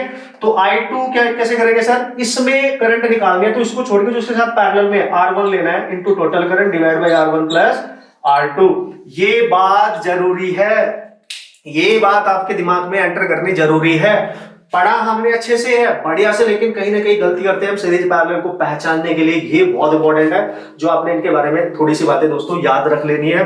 बढ़िया मजा आ जाएगा अगर अच्छे से कॉन्सेप्ट वाइज आप रिवाइज करके जाओगे। ओके, अब इसमें डिपेंडेंट जो और बहुत सारे कॉन्सेप्ट आने वाले हैं जिसपे न्यूमेरिकल हम करने वाले हैं सीरीज और पैरेलल कॉम्बिनेशन पे। एक दो क्वेश्चन मैं आपको दिखा देता हूं, उतना टाइम अभी नहीं है। हम जो मेन कंसेप्ट है उनका ही डिस्कशन करेंगे, जहां पे आप फंस सकते हो। क्वेश्चन इससे जरूर आते हैं दोस्तों। ओके डियर स्टूडेंट, अब बात कर लेते हैं यार उन मेथड्स की जो बहुत इंपॉर्टेंट है हमारे लिए, क्वेश्चंस को क्रैक करने के लिए, क्वेश्चंस को सॉल्व करने के लिए। ओके, तो बात करते हैं यार the concept of the KCL and the KVL, Kirchhoff's current law and Kirchhoff's voltage law. बढ़िया से आप जानते हो यार इसके बारे में, but how to apply this concept to numerical solving. Okay, तो but how to apply this concept to solve the numerical problems, ये आपने बहुत बढ़िया तरीके से सीखना है। तो जल्दी से मैं इन शॉर्ट आपको बता देता हूं कि किस तरीके से आपने स्टार्टिंग करनी होती है। देन आफ्टर हम डिस्कस करने वाले हैं आपके favourite concept, how to calculate the equivalent resistance and what type of methods is there कि आप यूज कर सकते हैं इक्विवेलेंट रेजिस्टेंस निकालने के। ओके, जल्दी से बात कर लेंगे। कम ऑन गाइस, सबसे पहले हम बात करने वाले हैं यार, सबसे पहले मैं बताता हूं आपको KCL and then after what is that KVL, है ना, Kirchhoff's current law and Kirchhoff's voltage law. तो भाई देखो पता तो हमें सबको है, लेकिन चूंकि हम रिवाइज कर रहे हैं यार, तो जल्दी से क्यों ना बढ़िया तरीके से मेरे तरीके से भी आप रिवाइज कर लो। ओके, सो यार हम केसीएल की बात करेंगे, किरचॉफ्स करंट लॉ। चूंकि ये करंट लॉ है तो ये करंट के बारे में बताएगा आपको, और नोडल एनालिसिस यहाँ पे की जाएगी, जंक्शन एनालिसिस यहाँ पे की जाएगी। इंपॉर्टेंट पॉइंट और क्या है सर, और ये है कि चूंकि करंट लॉ है ये चार्ज कंजर्वेशन पे काम करता है, चार्ज कंजर्वेशन। ये वोल्टेज लॉ है इसलिए एनर्जी कंजर्वेशन पे काम करता है। ये छोटी छोटी मतलब मोटी मोटी बातें आपको पता होनी चाहिए। ओके, तो यार मैं बात कर रहा हूं किरचॉफ्स करंट लॉ को यूज कैसे करूं। सबसे पहली बात तो ये नोडल पर यूज किया जाएगा, किसी नोडल पॉइंट पर। नोडल आपको पता है एक तरीके का जंक्शन होता है जहां पे मोर देन 2 ब्रांचेस मीट करती हैं, इस तरीके से आप याद रख सकते हो। ओके, तो यूज कैसे करेंगे, बनाएंगे कैसे, सबसे पहले इसी पे फोकस करते हैं। ठीक है, सबसे पहले इसी पे फोकस कर लेते हैं, केसीएल पे। Let's see there is a point and some other branches are connected with that point, something like that. इस तरीके से आप समझ सकते हो, और भी बहुत सारे यहाँ पे हो सकती है। लेट्स सी इसमें रेजिस्टेंस R1 है, इसमें रेजिस्टेंस R2 है, इसमें रेजिस्टेंस R3 है, और ये जो पॉइंट बन गया है 3 ब्रांच को कनेक्ट कर रहा है, तो उसको हम नोडल बोल सकते हैं। This is a nodal point. Okay, this is a junction point. कुछ करंट इसकी तरफ आ रही होंगी, कुछ इससे दूर जा रही होंगी, कुछ ऐसे आप समझ सकते हो। ठीक है, तो एक्चुअली करंट लॉ ने क्या बोला, किरचॉफ्स करंट लॉ ने क्या बोला कि इस नोडल पे, है ना, जो आने वाली करंट है उनको नेगेटिव लो, और जो उससे दूर जाने वाली करंट है आउटगोइंग जो है उनको positive low. This is third one. Okay, और जो इनगोइंग है मतलब इनकमिंग है, जो इनकमिंग है मतलब जो आ रही है, जो इसमें एंटर कर रही है, ठीक है, जो करंट इसमें एंटर कर रही है उसको नेगेटिव लेना है, और जो इससे आउटगोइंग है उन दोनों को पॉजिटिव लेना है। मतलब जितनी भी है, और सबका सम इक्वल टू 0, मतलब net algebraic sum of all the currents, है ना, वो 0 होना चाहिए अकॉर्डिंग टू दिस। बस इंपॉर्टेंट क्या है इसमें पॉइंट, क्या याद रखना है सर, इनकमिंग करंट जो रहेगी वो नेगेटिव कंसीडर करो, आउटगोइंग इस पॉइंट से जो दूर जा रही है उसको पॉजिटिव कंसीडर करो। अलजेब्रिक सम उनका सबका 0 होने वाला है, मतलब ये आपको कहना चाह रहा है नेट चार्ज आपका कंजर्व होना चाहिए। तो यार सर इसका यूज क्या है, ये तो चलो एक स्टेटमेंट हो गया भाई, लिख दिया, इसका यूज कैसे करेंगे वही सिखाना है मैंने। बहुत बढ़िया तरीके से देखना, टेंशन नहीं है। पहले हम इंडिविजुअली इनकी एक एक की बात कर लेते हैं, इस तरीके से आप पहले बात कर सकते हो। ठीक है, तो ये आपने ध्यान रखना है दोस्तों। ठीक है, तो इंपॉर्टेंट पॉइंट, अब हम बात करते हैं केवीएल की। तो केवीएल हमें वोल्टेज लॉ के बारे में बता रहा है। तो according to this, for any closed, अगर वो बात करें एनी क्लोज्ड लूप की, तो नेट अलजेब्रिक सम जो होगा वोल्टेजेस का वो 0 होने वाला है। और ओम्स लॉ का यूज करते हो यहाँ पे, है कि नहीं, टेंशन नहीं है, आप आराम से देख लो पहले, फिर उड़ाएंगे इसको बढ़िया तरीके से। सो यार उसने बोला कि ये ऐसे होना चाहिए भाई, मैंने बोला ठीक है। तो यार ये एनर्जी कंजर्वेशन पे डिपेंड कर रहा है, बिल्कुल, तभी हमने ये भी लिख दिया है यहाँ पे। ठीक है, तो यहाँ पे साइन कन्वेंशन इंपॉर्टेंट है, मतलब वो तो मैटर करता है। सर कैसे कैसे, तो भाई ध्यान रखना, बस 2 स्टेप्स है ये, है ना, स्टेप्स टू अप्लाई, या टू अप्लाई केवीएल, है ना, टू अप्लाई आप ऐसे लिख सकते हो केवीएल। क्या क्या पॉइंट आपने याद रखने हैं, हो सकता है आपको दोस्तों ये आता हो, बढ़िया से आता हो, टेंशन नहीं है, बट एक बार मेरे तरीके से भी आप सीख लो कि कैसे आपने यूज करना है। एक साइन कन्वेंशन ही दिमाग में रखो, हजारों नहीं रखने हैं। ओके, बुक्स में क्या है, इंटरनेट पे क्या है, इससे सीखा, उससे सीखा, किससे किससे सीखा, एक जो तुम्हें आ जाए। अगर तुम्हें खुद से, तुम्हारा खुद से अच्छे से आता है तो भाई वही याद रखना है, मेरा याद रखने की जरूरत नहीं है। क्योंकि एक ही आना चाहिए। ओके, सबका अपना अपना तरीका होता है and you have to use that concept to solve the problem. फिर भी आपको सीखना है, क्या पता आपको आसानी से समझ आ जाए। ओके, तो मैंने बोला कि सबसे पहला, अगर किसी सर्किट में, आप ध्यान से समझेंगे, एक रेजिस्टेंस में किसी सर्किट के एक पार्ट में करंट जा रही है, लेट्स सी करंट इधर से आ रही है, पॉइंट ए है और ये पॉइंट बी है, ध्यान से समझना। और आपने कैलकुलेशन करनी है, क्योंकि जब हम केवीएल अप्लाई करते हैं कैलकुलेशन तो हम ही करते हैं। कैलकुलेशन करते हुए आप ए पॉइंट की तरफ से बी की तरफ चलना स्टार्ट करते हो, तो आप कैलकुलेशन करने वाले बंदे हो, ठीक है। करंट बी इधर को जा रही है, तो अगर आपकी कैलकुलेशन करने की डायरेक्शन में ही करंट इसमें एंटर कर रही है, तो इसके अक्रॉस जो ड्रॉप होगा दैट इज नेगेटिव, क्योंकि करंट अगर इधर से जा रही है, ये हाई पोटेंशियल है और ये लो पोटेंशियल की तरफ जा रही है, तो इसके अक्रॉस जो पोटेंशियल होगा वो नेगेटिव लेना है, जो ड्रॉप होगा वो नेगेटिव लेना है, बस याद रखना है। मतलब इस बंदे के रेफरेंस में, ओके, अगर आप कैलकुलेशन इधर को कर रहे हो, करंट भी इधर को जा रही है। Clear clear clear, okay. अगर आप दूसरा रूल नंबर 2, ये रेजिस्टेंस है, ठीक है सर, ये पॉइंट ए है, ये पॉइंट बी है, करंट सामने से आ रही है, आप अभी भी ए की साइड से ही जा रहे हो, आप ध्यान से समझो। मतलब करंट चूंकि बी साइड से आ रही है, तो बी का पोटेंशियल इस बार ए के पोटेंशियल से ज्यादा है, तो आप उसके अपोजिट हो। करंट इधर से आ रही है, आप उसके अपोजिट हो। जब भी कभी कैलकुलेशन करते टाइम सर्किट में आप करंट के अपोजिट चलो, तो इसके अक्रॉस पोटेंशियल आपने लेना है पॉजिटिव, बिकॉज ये हाइयर साइड से आ रही है और आपके लिए फाइनल पॉइंट ये होने वाला है। तो बस आप ध्यान रखो, मतलब जैसे भी आपके दिमाग में एंटर कर जाए मजा आ जाएगा, क्योंकि इनके बिना क्वेश्चंस नहीं होंगे, गलती हो जाएंगी जब आप केवीएल अप्लाई करोगे। और क्या हो सकता है सर, बस सेम डायरेक्शन ऑफ करंट में you just take negative sign opposite to the current direction when you just going to calculate some potential across some any resistance, you just take positive value। अच्छा, अब क्या करना है, अगर किसी circuit में एक सेल आपको गिवन है, बैटरी आपको गिवन है और करंट इधर से जा रही है, आप भी इधर से जा रहे हो, तो भाई यहां पे जब भी आप बैटरी के पोटेंशियल का साइन चेक करोगे, तो करंट चाहे इधर से आए चाहे इधर से आए, कोई फर्क नहीं पड़ता, that doesn't depend upon the direction of current. आप किधर से जा रहे हो, अगर आप इधर से जा रहे थे, कैलकुलेशन करते हो, आपके सामने एक बैटरी आई, पहले उसका पॉजिटिव टर्मिनल आया, फिर माइनस का आया, तो आप प्लस से माइनस पे एंट्री ले रहे हो, तो इसका साइन माइनस लेना है। मतलब जो आपके फ्रंट पे उसको छोड़ के जो नेक्स्ट होगा जिस पे आप जाने वाले हो, वही साइन लिया जाता है, ध्यान रखना, वही साइन आप कंसिडर करोगे। क्लियर। एंड दिस बंदा, जो ये बंदा यहाँ पे कैलकुलेशन कर रहा है, ये करंट की डायरेक्शन नहीं चेक करेगा। आप कैसे सर, देखो, अगर बैटरी ऐसे दी, समझ रहे हो, करंट सामने से आ रही है, आप इधर से जा रहे हो, तो यार करंट चाहे इधर से जाए इधर से आए, आप किधर से जा रहे हो ये मैटर करता है, क्योंकि आप सेल का जो ईएमएफ है उसका साइन देखना चाहते हो। तो जब आप आगे जा रहे थे, आपको रास्ते में बैटरी मिली, आपने बोला क्या हाल है, उसने बोला ठीक है, पर उसका जो पहला टर्मिनल है वो आपको नजर आया नेगेटिव, और आप जा रहे हो निकल के पॉजिटिव पे, तो इसका साइन आप पॉजिटिव कंसीडर करोगे। बस इतनी बातें अगर आप ध्यान रख सकते हो तो बहुत मजा आने वाला है दोस्तों, केवीएल को अप्लाई करने के लिए बहुत आसान हो जाएगा, ठीक है। तो ये इतना सी इंफॉर्मेशन आपको एटलीस्ट बस याद होनी चाहिए, जिससे कि हम क्वेश्चन कर सके। क्विकली हमने इसको रिवाइज कर लिया है, अब हम क्वेश्चंस पे अप्लाई करेंगे, क्वेश्चंस को हम किस तरीके से ब्रेक कर सकते हैं इसके थ्रू। ओके दोस्तों, अब एक एग्जांपल मैं यहाँ पे ले रहा हूँ आपको समझाने के लिए, how to apply this concept and जो सीरीज पैरेलल कॉम्बिनेशन हमने सीखा था उसका यूज आप कैसे कर सकते हैं। मतलब वहां पे जो हमने पोटेंशियल डिवाइडर रूल सीखा था, करंट डिवाइडर रूल सीखा था, और अभी जो हमने केसीएल और केवीएल किया है, इन सबका कॉम्बिनेशन का यूज करके हम किस तरीके से क्वेश्चन कर सकते हैं। और उसके बाद एक बढ़िया कॉन्सेप्ट, इस टाइप की सिचुएशन को क्रैक करने के लिए मैं आपको और सिखाने वाला हूं। ओके, जल्दी से स्टार्ट करते हैं, ठीक है। तो यार सबसे पहले आपको देखो, इस क्वेश्चन में आपने जो PQ ब्रांच में जो रेजिस्टेंस है 3 ohm, we have to calculate the current in PQ branch actually, ठीक है। ये PQ ब्रांच में कितनी करंट होगी ये हमसे पूछी गई है, लेट्स सी। वैसे तो किसी में भी पूछ सकता है, बट हम सीख रहे हैं, ठीक है। तो इस टाइप का जब भी क्वेश्चन आएगा, तो जनरल सा एक मेथड है इसको सॉल्व करने का लिए हमारे पास, that is KCL and KVL। Obviously KCL and KVL आप यूज करोगे। मतलब अगर कुछ भी नहीं आता है तो इसको सीख के जाओ, आप पक्का क्वेश्चन 100% करके आओगे।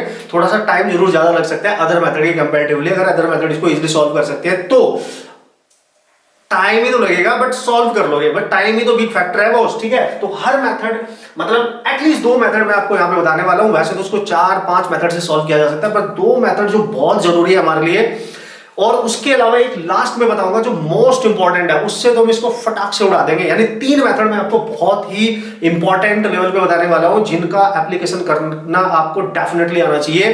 बाकी मेथड आप छोड़ दोगे तो भी चलेगा, बट वो 3 मेथड बहुत इंपॉर्टेंट है हमारे लिए। ओके, तो सबसे पहले हम बात करेंगे दोस्तों केवीएल और केसीएल की। Let's see. तो मैंने देखा केवीएल और केसीएल क्या बोलता है कि भाई हमें PQ में करंट निकालनी है। ओके, लेट्स सी, करंट निकालनी है, ठीक है। तो सबसे पहली सिचुएशन ये है कि पहले करंट डिस्ट्रीब्यूट करो पूरे सर्किट में, और उसको किसके लिए करेंगे, बैटरी होनी चाहिए, बैटरी है 2 है, वो तीसरा 2 है, कहां से करंट निकाले, जो बड़ी बैटरी है उसको सिलेक्ट करो, बड़ी है, लेट्स ये करंट यहाँ पे सप्लाई करेगी, तो करंट आई यहाँ पे भी जाएगी, करंट आई यहाँ पे आके करंट के पास 2 रास्ते हैं, या तो नीचे जाए या आगे जाए, लेट्स इधर करंट जा रही है I1, तो इधर कितनी जाएगी, I2 मत मानना, वेरिएबल मत बढ़ाना, I में से I1 इधर गई तो उधर जाएगी I माइनस I1, ठीक है, वो करंट इधर को आते हुए यहां पे मिलेगी I माइनस I1, आप चेक कर सकते हैं, ऊपर से आ रही होगी I1, और दोनों यहाँ पे देखो आने वाली करंट का सम जाने वाले करंट के इक्वल, मतलब ये KCL हो गया, इधर से आ रही है, इधर से आ रही है, दोनों ऐड हो जाएंगी, तो ऐड हो गए तो ये कैंसिल, तो ये I आएगी, तो सेम करंट I एंटर की, जो करंट इसने सप्लाई की तो इसमें एंटर की, मतलब डिस्ट्रीब्यूशन हमारा हो चुका है।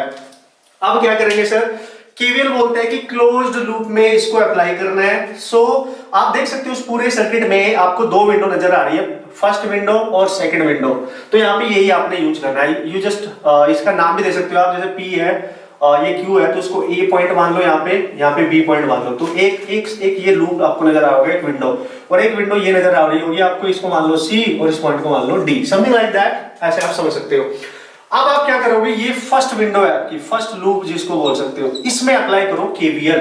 तो केवीएल बोलता था आपको कि net algebraic sum in a closed loop must be equal to 0। इसका मतलब क्या है, इसका मतलब दोस्तों ये है, जिस पॉइंट से आप स्टार्ट करोगे उसी पॉइंट पे शॉर्टेस्ट पाथ के थ्रू आपको वापस आना और नेट सम आपको 0 करना है। याद करो जैसे आप डिस्प्लेसमेंट की बात करते थे, जिस पॉइंट पे हम वापस आ जाते थे डिस्प्लेसमेंट हमारा जहां से चलते थे वहीं पे वापस आए, डिस्प्लेसमेंट 0 हो जाता था। सिमिलरली और ट्राई करो आप करंट की डायरेक्शन में जाने के, वैसे तो आप कहीं से भी स्टार्ट कर दो, तुम्हारी मर्जी है। देखो मैं ए पॉइंट पे जाके खड़ा हो गया, पहले समझ लो मैं ए पॉइंट पे खड़ा हूं, ठीक है, लेट्स से आप ए पॉइंट पे खड़े हो और आपने कैलकुलेशन करनी है, करंट नीचे को जा रही है, तो आप नीचे को स्टार्ट करो जाना, देखो नीचे को स्टार्ट करो जाना, ठीक है, और वापस ए पे आना, छोटे रास्ते के थ्रू पहला ये लूप यूज करना है, ये भूल जाओ, ये है ही नहीं, ऐसे समझो। तो यहां से आपने चलना स्टार्ट किया, जैसे आप आगे जा रहे थे, ये बंदा जा रहा है यहां से आगे जा रहा है, तो इसको पहले क्या मिला, बैटरी मिली, इसके रास्ते में जो जो मिलेगा उससे पूछेंगे, ठीक है, तो पहले मिली बैटरी, बैटरी के पॉजिटिव टर्मिनल से माइनस पे जा रहा है। अभी बताया था मैंने आपको दोस्तों कि प्लस से माइनस पे जब जाएगा तो उसका जो वोल्टेज है माइनस लेना। तो इक्वेशन लिख रहा हूं मैं फॉर फर्स्ट लूप, ठीक है, फॉर फर्स्ट लूप, ए से जाऊंगा ये बी, ए से जाऊंगा बी से फिर जाऊंगा क्यू, और इसी रास्ते से वापस जाना है, क्यू से जाऊंगा पी, और पी पे वापस आ जाऊंगा ए। देख सकते हो ये ए से ए पे जाना है via this path, you can see via this path। तो आप केवीएल भी सीख लो और दूसरे मेथड से भी सीखेंगे, टेंशन नहीं है वो, ठीक है। तो यार सर जब मैं यहां से चला, ये बंदा यहां से चला, नीचे आ रहा था, इसको बैटरी मिली प्लस से माइनस, तो -15, आराम से क्वेश्चन बनाओ देखते हुए, इधर कुछ नहीं है, कुछ नहीं मिला रास्ते में, कुछ नहीं। फिर जब ये ऊपर जाने लगा तो एक करंट I1 आ रही है ऊपर से, यानी मैं नीचे से ऊपर जा रहा हूं, करंट ऊपर से आ रही है मेरे अपोजिट, और जब अपोजिट आते हैं तो इसमें जो पोटेंशियल ड्रॉप होगा वो क्या लेंगे, प्लस I इंटू आर। आई कितनी है, I1, रेजिस्टेंस कितना है इसका 3, बताया था मैंने, V इक्वल टू IR से निकालते हैं पोटेंशियल ड्रॉप, समझ रहे हो आप। तो मैं नीचे से जा रहा हूं, करंट ऊपर से मेरे अपोजिट है, तो सेकंड रूल यूज हुआ। फिर मैं यहां से निकल के आगे बढ़ता रहा, क्योंकि मेरे को ए पॉइंट पे वापस जाना है, फिर मैं इधर मुड़ा, जैसे ही मैं इधर जाने लगा करंट भी इधर को ही जा रही है, I माइनस I1, और वो 6 में एंटर कर रही है, तो इसके अक्रॉस वोल्टेज नेगेटिव होगा, क्योंकि मैं कैलकुलेशन इधर को करते हुए जा रहा हूं और करंट भी इधर को जा रही है, तो -IR, आई कितनी है, I माइनस I1 इंटू उसका रेजिस्टेंस कितना है 6, और वापस मैं पहुंच गया ए पे जाते ही net potential must be equal to 0। बस इतनी इक्वेशन बना देना, फिर तो कैलकुलेशन करनी है 8th क्लास वाली यार, come on. So this is your 15 plus 3I1 and minus I plus I1, okay, और 6 से मल्टीप्लाई करोगे, 6 इक्वल टू क्या, 0, आप चेक करें। सो यार ये और ये आप देख सकते हो, और एक इक्वेशन यहाँ पे बनके तैयार हो गई, what is that, 9I1 minus 6I equal to 15। मेरे ख्याल से 3 से कैंसिल हो सकता है, 3 2 5, तो 3I1 minus 2I equal to 5, first equation मान लो, क्योंकि 2 वेरिएबल है I1 और I दोनों ही नहीं पता, एक इक्वेशन आपको और माननी पड़ेगी। तो एक इक्वेशन बनाने के लिए एक और लूप रिमेनिंग है, उसमें भी केवीएल अप्लाई करो। देखो टाइम लग रहा है इसमें, टाइम टेकन प्रोसेस है केवीएल, पर बेस्ट है ये, बेस्ट टूल है ये, पर हाँ टाइम तो लगेगा, सीख लेते हैं पहले, जहां पे कुछ और काम नहीं आएगा ये काम आएगा हमारे, सीखना जरूरी है, ठीक है। तो एक इक्वेशन तो सर बन गई, एक और बना लेते हैं फटाक से। अब आप समझ गए होंगे थीम क्या है ना, अब आप समझ गए होंगे थीम क्या है। तो अब मैं इसको सेकंड लूप मानूंगा, सेकंड लूप इसमें यूज करूंगा, है। स्टार्ट आपकी मर्जी है, कहीं से भी स्टार्ट करना आप स्टार्ट कर सकते हो। लेट्स सी मैंने स्टार्ट किया पी से, मैं हो गया अब की बार खड़ा पी पे, और भाई बहुत कुछ है बंदा, देखो आप टेंशन ही है। और वो पी से चलेगा और जिधर वो करंट जा रही है इधर इसके अपोजिट नहीं जा, वैसे आप कैसे भी जा सकते हो, बट मैं नीचे को जाऊंगा, ऐसे ऐसे ऐसे घूम के ऐसे आ जाऊंगा, मेरी मर्जी है ना, आपकी भी मर्जी है। ओके, सो मैंने क्या किया, पी से चलना स्टार्ट किया। जब आप पी से चलना स्टार्ट करोगे, आप देखो यहां से चलोगे तो आप नीचे को जा रहे हो ऐसे, ठीक है, करंट भी आप ही के रास्ते में नीचे को जा रही है, तो आपको एक रेजिस्टेंस मिला। इसका मतलब इस लूप में आप यहाँ पे यूज करो, करंट भी नीचे आप भी नीचे, तो माइनस आई आर, ठीक है, नेगेटिव होता है ना, पोटेंशियल ड्रॉप। फिर आप यहाँ से बढ़ बढ़ के फिर इधर आने लगे, इधर आने लगे, इधर आने लगे, फिर ऊपर जाने लगे। अब देखो जो करंट इधर से आपके साथ आ रही थी, उसने आपका साथ यहीं पे छोड़ दिया। उसने बोला भाई मैं तेरे साथ यहीं तक थी, अब आगे नहीं जाऊंगी। मैंने बोला अच्छा ठीक है। जब मैं आगे चलने लगा तो मेरे को दूसरी मिल गई, ये मिल गई, देखो आई। जब मैं ऊपर जा रहा तो करंट मेरी डायरेक्शन में है, चूंकि मैं बैटरी में एंटर कर रहा हूं तो करंट से मतलब ही नहीं है। मेरे को पहले रास्ते मिला माइनस का टर्मिनल, फिर प्लस, तो माइनस से प्लस जा रहा हूं तो प्लस लूंगा ना, प्लस 30। फिर मैं इससे आगे बढ़ा, इसको टाटा बाय बाय बोला, आगे बढ़ा, फिर इसमें जाने लगा। जब मैं इसमें जा रहा था तो आई मेरे साथ साथ थी, आई भी इधर मैं भी इधर। उसने बोला भाई नेगेटिव होगा, मैंने बोला हाँ, आई इंटू 3, क्योंकि सेम डायरेक्शन, पी पे पहुंचते इक्वल टू 0, है ना। सेकंड इक्वेशन बनके तैयार हो गई ना आपके पास, this is 3i1 plus 30 minus 3i equal to 0। आप चेक कर सकते हो, देखो यहाँ पे अगर आप इसको ढंग से लिखोगे तो 3i माइनस 3i1 इसको प्लस कर लो, इक्वल टू 30 हो जाएगा। आप चेक कर सकते हैं, cancel cancel cancel, i plus i1 equal to what, this is 10 and this is your second equation. Second equation आपके पास आ चुकी है और हमें करंट चाहिए भाई पी क्यू ब्रांच में, यानी i1 चाहिए। तो i को एलिमिनेट करो, i यहां से आ जाएगा 10i1 एंड इसको इसमें पुट करो, ठीक है। जब इसमें इसको पुट करोगे तो क्या आएगा, देखो यहाँ पे यह आएगा 3 इंटू 10 माइनस i1, सॉरी आपको यहां i को रिप्लेस करना है। तो फिर i को रिप्लेस करना है तो आपको i को तो यहीं पे रखना पड़ेगा 3i1 और माइनस 2, इसको रिप्लेस करते हैं 10 माइनस i1 और इक्वल टू आ गया आपका 5, इसमें पुट कर रहा हूं मैं। So 3i1 minus 20 plus 2i1 equal to 5। So guys what is that, this is 5 of i1 equal to 25 और i1 आपके पास आ चुका है 5 एम्पियर, जो आपको चाहिए था, क्योंकि i1 PQ ब्रांच में रिक्वायर्ड करंट है। आपको मैंने समझाया भी है, समझाने के लिए इतना टाइम लिया, लेकिन बेस्ट तरीके से आपको समझ में आया होगा, समझ सकते हो आप, कोई टेंशन नहीं। केसीएल केवीएल आना ही चाहिए हर हाल में, ये ध्यान रखना, अदर कॉन्सेप्ट सीखने से पहले। एक तो तरीका ये था इसको सॉल्व करने का, इसको क्रैक करने का, आप बिल्कुल क्लियरली यहाँ पे देख सकते हो। ओके दोस्तों, अब मैं इसी क्वेश्चन को, ये था आपका मेथड नंबर 1, है ना, तो इसी के थ्रू में एक बेहतरीन कॉन्सेप्ट आपको सिखाने वाला हूं, वो भी आपको आना चाहिए, वो भी आपने सीखना है, बहुत जरूरी है हमारे लिए इसी क्वेश्चन को सॉल्व करने के लिए, इसी क्वेश्चन को क्रैक करने के लिए। इसी क्वेश्चन को हम दूसरे मेथड से करते हैं। वैसे मैंने आपको बताया कि मैं कई मेथड आपको सिखाने वाला हूं फिलहाल यहाँ पे। तो यार सबसे पहले जो मेथड आपने सीखा हुआ है केवीएल, दूसरा मैं आपको सिखा रहा हूं nodal method, very important, nodal method, ठीक है, ये ध्यान रखेंगे आप। तीसरा क्या सिखाओगे सर, तीसरा क्या सिखाने वाले हो आप, तीसरे दिखाऊंगा मैं सेल ग्रुपिंग, ग्रुपिंग मेथड बोलते हैं उसको, जिसमें बहुत सारे सेल्स होते हैं, उनके रेजिस्टेंस उनके साथ गिवन होते हैं, वो भी बहुत इंपॉर्टेंट है, very very very important. Even मैं इसको सबसे ज्यादा मान के चलूंगा, क्योंकि आजकल इस पे डिपेंडेंट क्वेश्चन ज्यादा आ रहे हैं। वैसे तो तीनों से ही वो क्वेश्चन किया जा, ये क्वेश्चन इससे भी किया जा चुका है, किया जा सकता है, इससे भी किया जा सकता है, बट अभी मैं इससे नहीं कराऊंगा क्योंकि मैंने अभी आपको इसको एक्सप्लेन नहीं किया है, दैट्स व्हाई। बाद में हम एक क्वेश्चन लेंगे, वो तीनों से ही कर सकते हैं हम, ठीक है। अभी मैं और भी मेथड्स हैं यहाँ पे, और भी बहुत सारे मेथड्स हैं दोस्तों यहाँ पे, आप उनका भी यूज कर सकते हो। एक होता है सुपरपोजिशन प्रिंसिपल मेथड भी होता है, SPM, ठीक है, और ये मेथड्स आप बहुत सारे यहाँ पे यूज कर सकते हो। और अदर मेथड्स होते हैं क्रैक करने के लिए, बट ये जनरली यूज होते हैं, इसका आपने यूज नहीं करना है, ये मैं आपको सिखाने भी वाला नहीं हूँ, फुल कोर्स में हो सकता है मैं आपको बता दूं, बट यहाँ पे नहीं।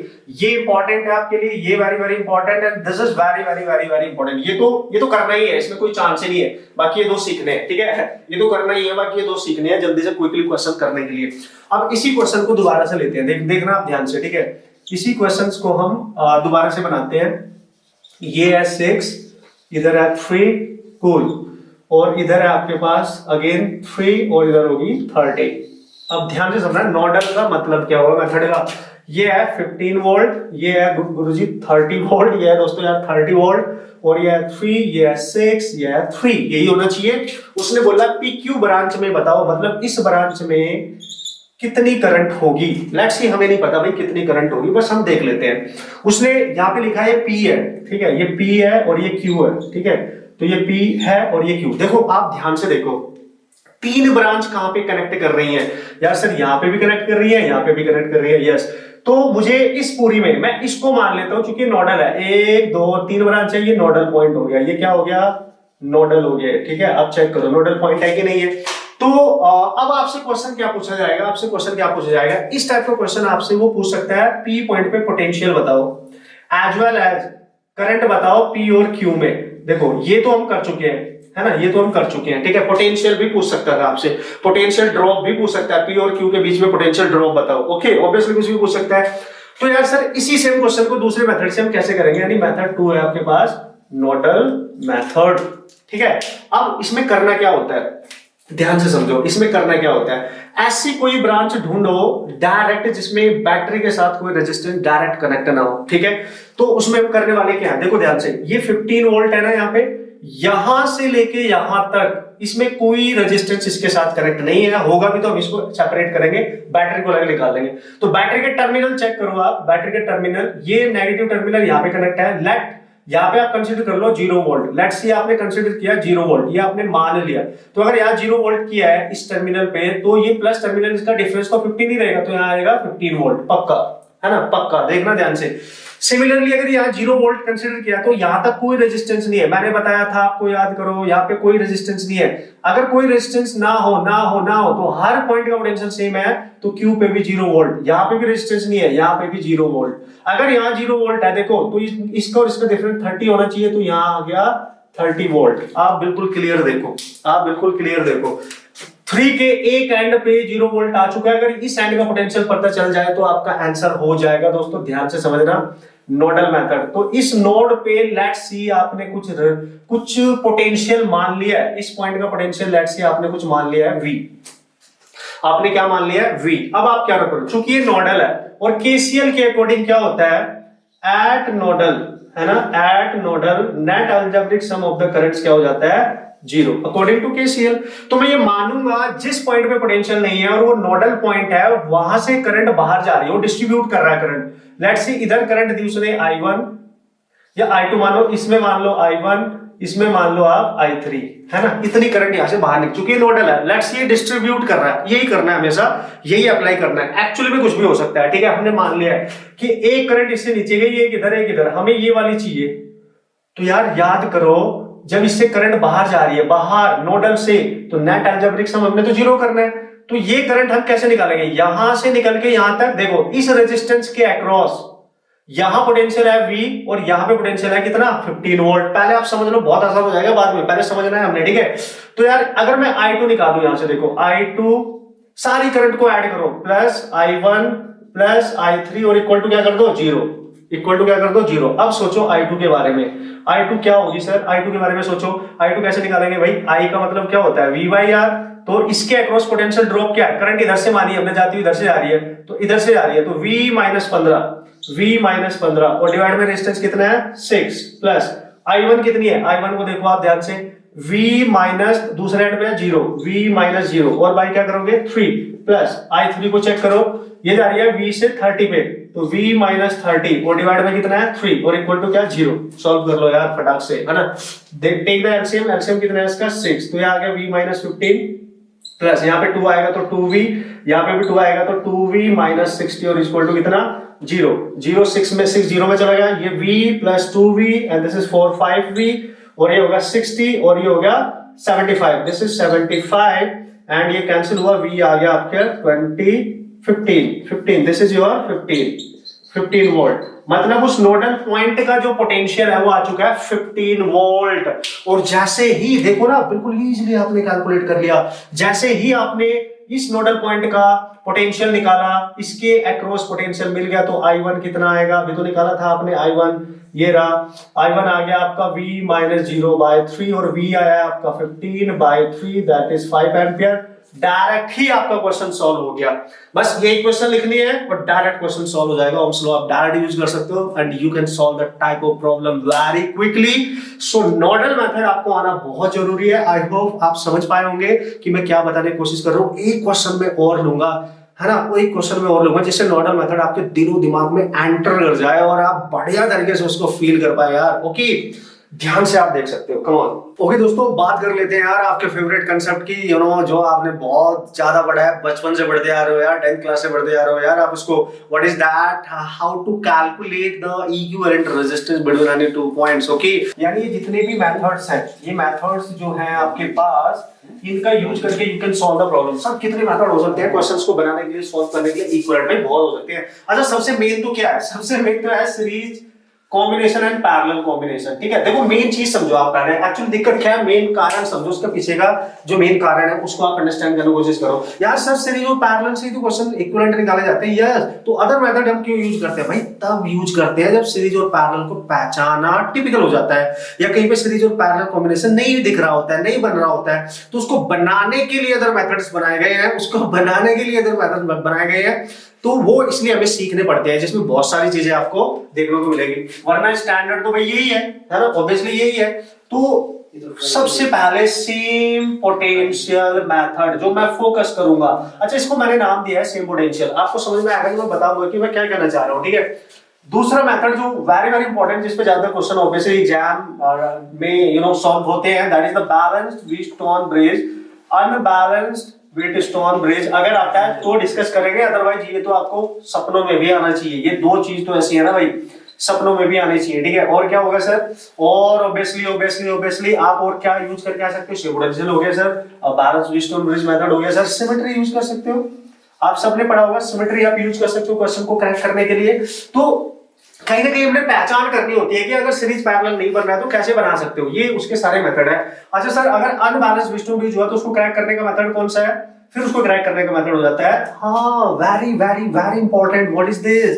दिस इज डेल्टा फॉर्म को स्टार फॉर्म में कन्वर्ट करते हैं, इसको बोलते हैं delta star method. Okay, delta star. Okay, अच्छा सर, अगर ये हमें समझ में नहीं आया तो क्या करेंगे? फिर तो भाई ब्रह्मास्त्र जो मैंने आपको सिखाया, नोडल मेथड आपको सीखना है, that is really very important. इससे ये वाली सिचुएशन बहुत जल्दी से आप सॉल्व कर सकते हो। ये तो आप कर ही लोगे, ये तो आपको सिखाई देगा, बट ये सीखना आपके लिए बहुत जरूरी होने वाला है, जिस पे मैं ज्यादा फोकस करूंगा।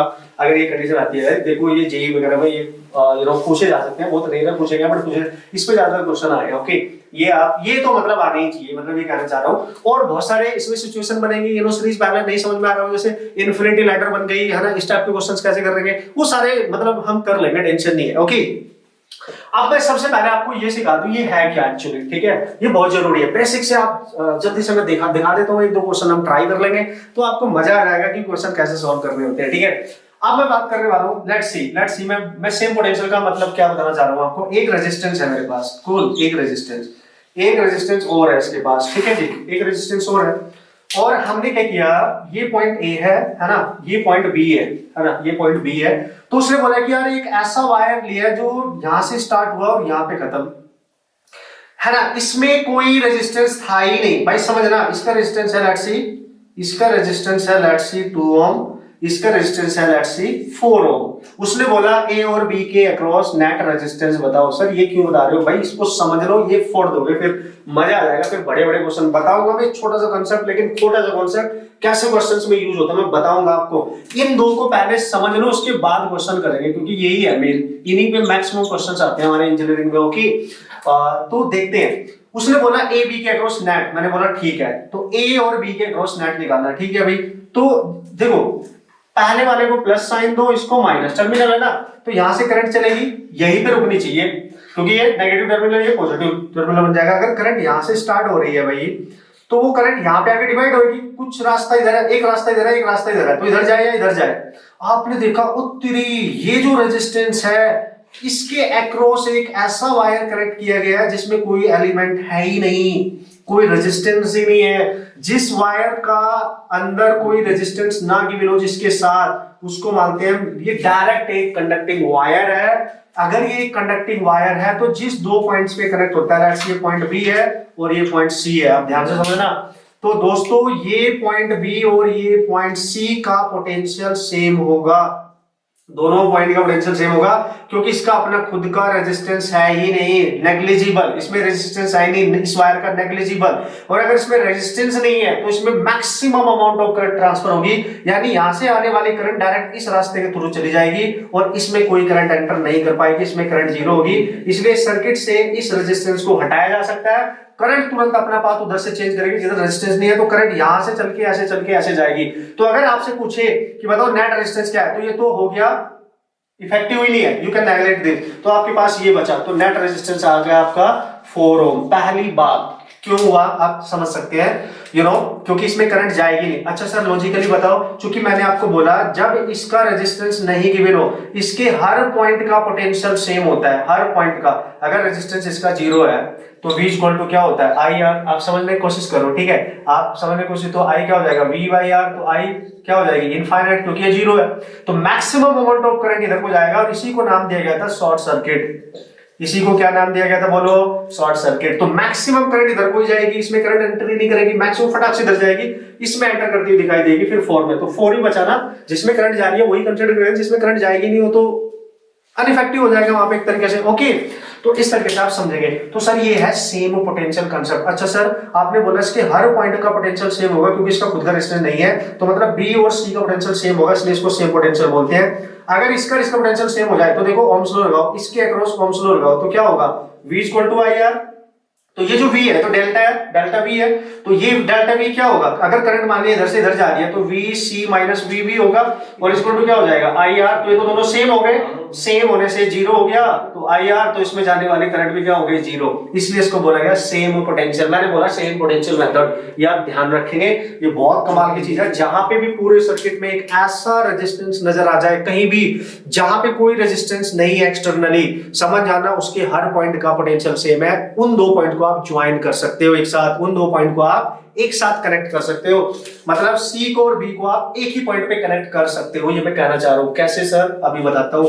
आई होप आपने समझा होगा इसका बेसिक कंसेप्ट क्या है। ओके, अब नेक्स्ट बात करते हैं। नेक्स्ट बात क्या करनी है सर, अगर मैंने आपको सिचुएशन ये दी दोस्तों, let's see, you just try to understand. ये सिचुएशन दी कि भाई एक रेजिस्टेंस इधर दे रखा है, आप ध्यान से समझना, आपको और क्लियर होएगा। इधर कुछ भी नहीं है, फिर एक रेजिस्टेंस यहाँ पे है, इधर कुछ भी नहीं है, फिर एक रेजिस्टेंस यहाँ पे है, और ये पॉइंट है बी और ये पॉइंट है ए। ठीक है जी, आप ऐसा समझो, देखो ये रेजिस्टेंस आर, ये रेजिस्टेंस आर, ये रेजिस्टेंस आर। अब ध्यान से समझना, इक्विवेलेंट रेजिस्टेंस निकालना है आपने, ए और बी के बीच में नेट इक्विवेलेंट रेजिस्टेंस निकालना है। ये दो कॉन्सेप्ट ध्यान से सीख लो भाई, मजा आ जाएगा। सिमेट्री में बहुत रेयर क्वेश्चन आते हैं, मैक्सिमम क्वेश्चन इसे आते हैं, सिमेट्री बहुत आसान है, आप समझ जाओगे, टेंशन नहीं है। सर ए और बी के बीच निकालना है, तो यहां से जब करंट चलेगी, देखो ना, यहां से जब करंट चलेगी, है ना, तो ना तो हम इसमें सीरीज बता पाएंगे ना पैरेलल। कैसे बताएंगे, दो रेजिस्टेंस ना तो एक साथ है, और अगर ये रेजिस्टेंस यहाँ है तो ये है, देखो इस रेजिस्टेंस का ये वाला एंड इधर है, ये वाला एंड तो एक ही पॉइंट पे, लेकिन इस रेजिस्टेंस का ये एंड यहाँ पे है, इस रेजिस्टेंस का ये एंड यहाँ पे है। पर ध्यान से देखो, ये पॉइंट और ये पॉइंट के बीच में एक सिंगल वायर है कंडक्टिंग, कोई अदर रेजिस्टेंस नहीं है, मतलब इसके हर पॉइंट का पोटेंशियल सेम होगा। मतलब इस पॉइंट को उठा के आप यहां पे कनेक्ट कर सकते हो, मतलब इस वायर को छोटा करते करते जाओ, क्योंकि हर एक पॉइंट का पोटेंशियल सेम है। चांदी, अगर आप इसको सी मान रहे हो, उसको डी मान रहे हो, मतलब मैं निकाल सकता हूं। देखो इस गैप को ध्यान से देखो, ए और इस पॉइंट के गैप को ध्यान से देखो, ये पॉइंट ए यहां लिखो, यहां लिखो, यहां लिखो, कहीं लिखो, एक ही बात है, क्योंकि कोई रेजिस्टेंस है ही नहीं, तो ये ए का पोटेंशियल है तो ये भी ए ही होगा, एक ही बात है।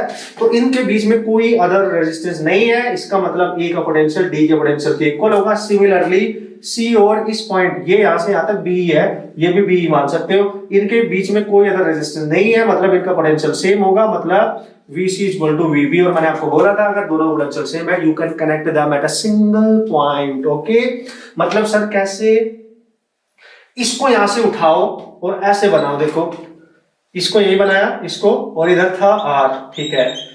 ये जब रेजिस्टेंस यहां से आप उठाओगे, क्योंकि ये और ये एक ही पोटेंशियल का, तो उसको उठा के यहीं पे टच कर दो, इसको हटा दो और इसको उठा के यहीं कनेक्ट कर दो। तो ये कैसे दिखेगा, जब इस वायर को आप खींच के लेके जा रहे होंगे तो ये ऐसे नहीं दिखेगा, ये यहीं पे आ गया, देखो यहीं ए था, यहीं डी आ गया, और डी पे ऑलरेडी दो रेजिस्टेंस है, ये भी है, ये भी है, तो ये भी खींच के आ जाएगा। और ये वाला पॉइंट जो है, ये यहां से हटा के डायरेक्ट यहां पे चला जाएगा। तो ये जब यहां जाएगा, ऐसे यहां से हटाओगे और यहां पे कनेक्ट करोगे, तो ये ऐसे हो जाएगा, और इधर ये इधर कनेक्ट है डी, और यहाँ पे पॉइंट था सी और यही बन गया बी। देखो, तो इन्हीं के बीच में निकालना equivalent resistance. Now you can सी कि यहां से चलने वाली करंट, और मैंने आपको बताया था जब मैंने पैरेलल कॉम्बिनेशन आपको बताया कि हर रेजिस्टेंस का टर्मिनल इधर ए टर्मिनल से कनेक्ट है, ए टर्मिनल से इधर भी सारे एक ही सेम टर्मिनल से कनेक्ट होने चाहिए, जिधर कितनी करंट एंटर करेगी यहां से डिवाइड हो जाएगी एंड सारी करंट मिलके यहाँ पे फिर से केसीएल बनेगा और फिर से सारी करंट वापस आ जाएगी, मतलब all they are in parallel. Now you can see very clearly all they are in parallel, hence you can say अगर ये पैरेलल कॉम्बिनेशन में है तो इनका नेट रेजिस्टेंस क्या होगा दोस्तों, this is 1/R, this is 1/R, this is 1/R। आगे आप सॉल्व कर सकते हो, कोई टेंशन नहीं है बॉस, ठीक है।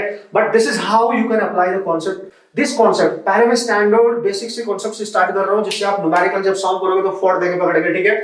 एक मैंने ये सिखा दिया कि कैसे अप्लाई करना है, बहुत जरूरी है भाई, कैसे भी सिचुएशन हमारे पास बन जाए हम हैंडल कर लेंगे। और जनरली जेईई के एग्जाम में जो मैक्सिमम क्वेश्चंस आते हैं इन दो मेथड का ज्यादातर यूज किया जाता है, ध्यान रखना आपने, ठीक है, जब आप प्रैक्टिस कर रहे होंगे। ओके, अब लास्ट मेथड में आपको बैलेंस व्हीटस्टोन ब्रिज बताने वाला हूं, और अगर वो अनबैलेंस्ड हो गया तो उसको बाद में डिस्कस करने वाले हैं। उसके लिए मैंने आपको बता दिया दो मेथड मोस्ट इंपॉर्टेंट, आप इससे भी कर सकते हो, इससे भी कर सकते हो। अच्छा, अनबैलेंस और किससे किया जा सकता है, केवीएल भी यूज कर सकते हैं, बट टिपिकल पड़ेगा, typical in the sense lengthy पड़ेगा, बहुत लेंथी पड़ेगा, तो हम इन दो पे फोकस करने वाले हैं जो इजीली क्वेश्चन कर सकते हैं। तो भाई सबसे पहले तो हमने ये देख लिया, ठीक है सर। अब बात करते हैं दोस्तों, अब बात करते हैं, क्योंकि जो न्यूमेरिकल जनरली आता है वो दो मेथड का एटलीस्ट यूज कर ही लेता है, ठीक है।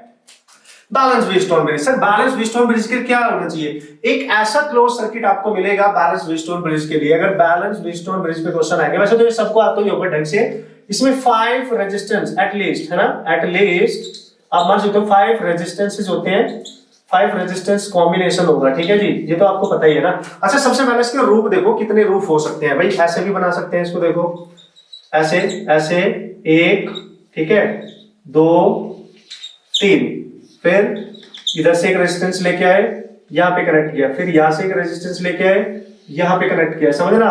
तो भाई ये सपोज करो R1 है, ये R2 है, ये R3 है, ये R5 मान लो, R3 है एंड ये R4 है।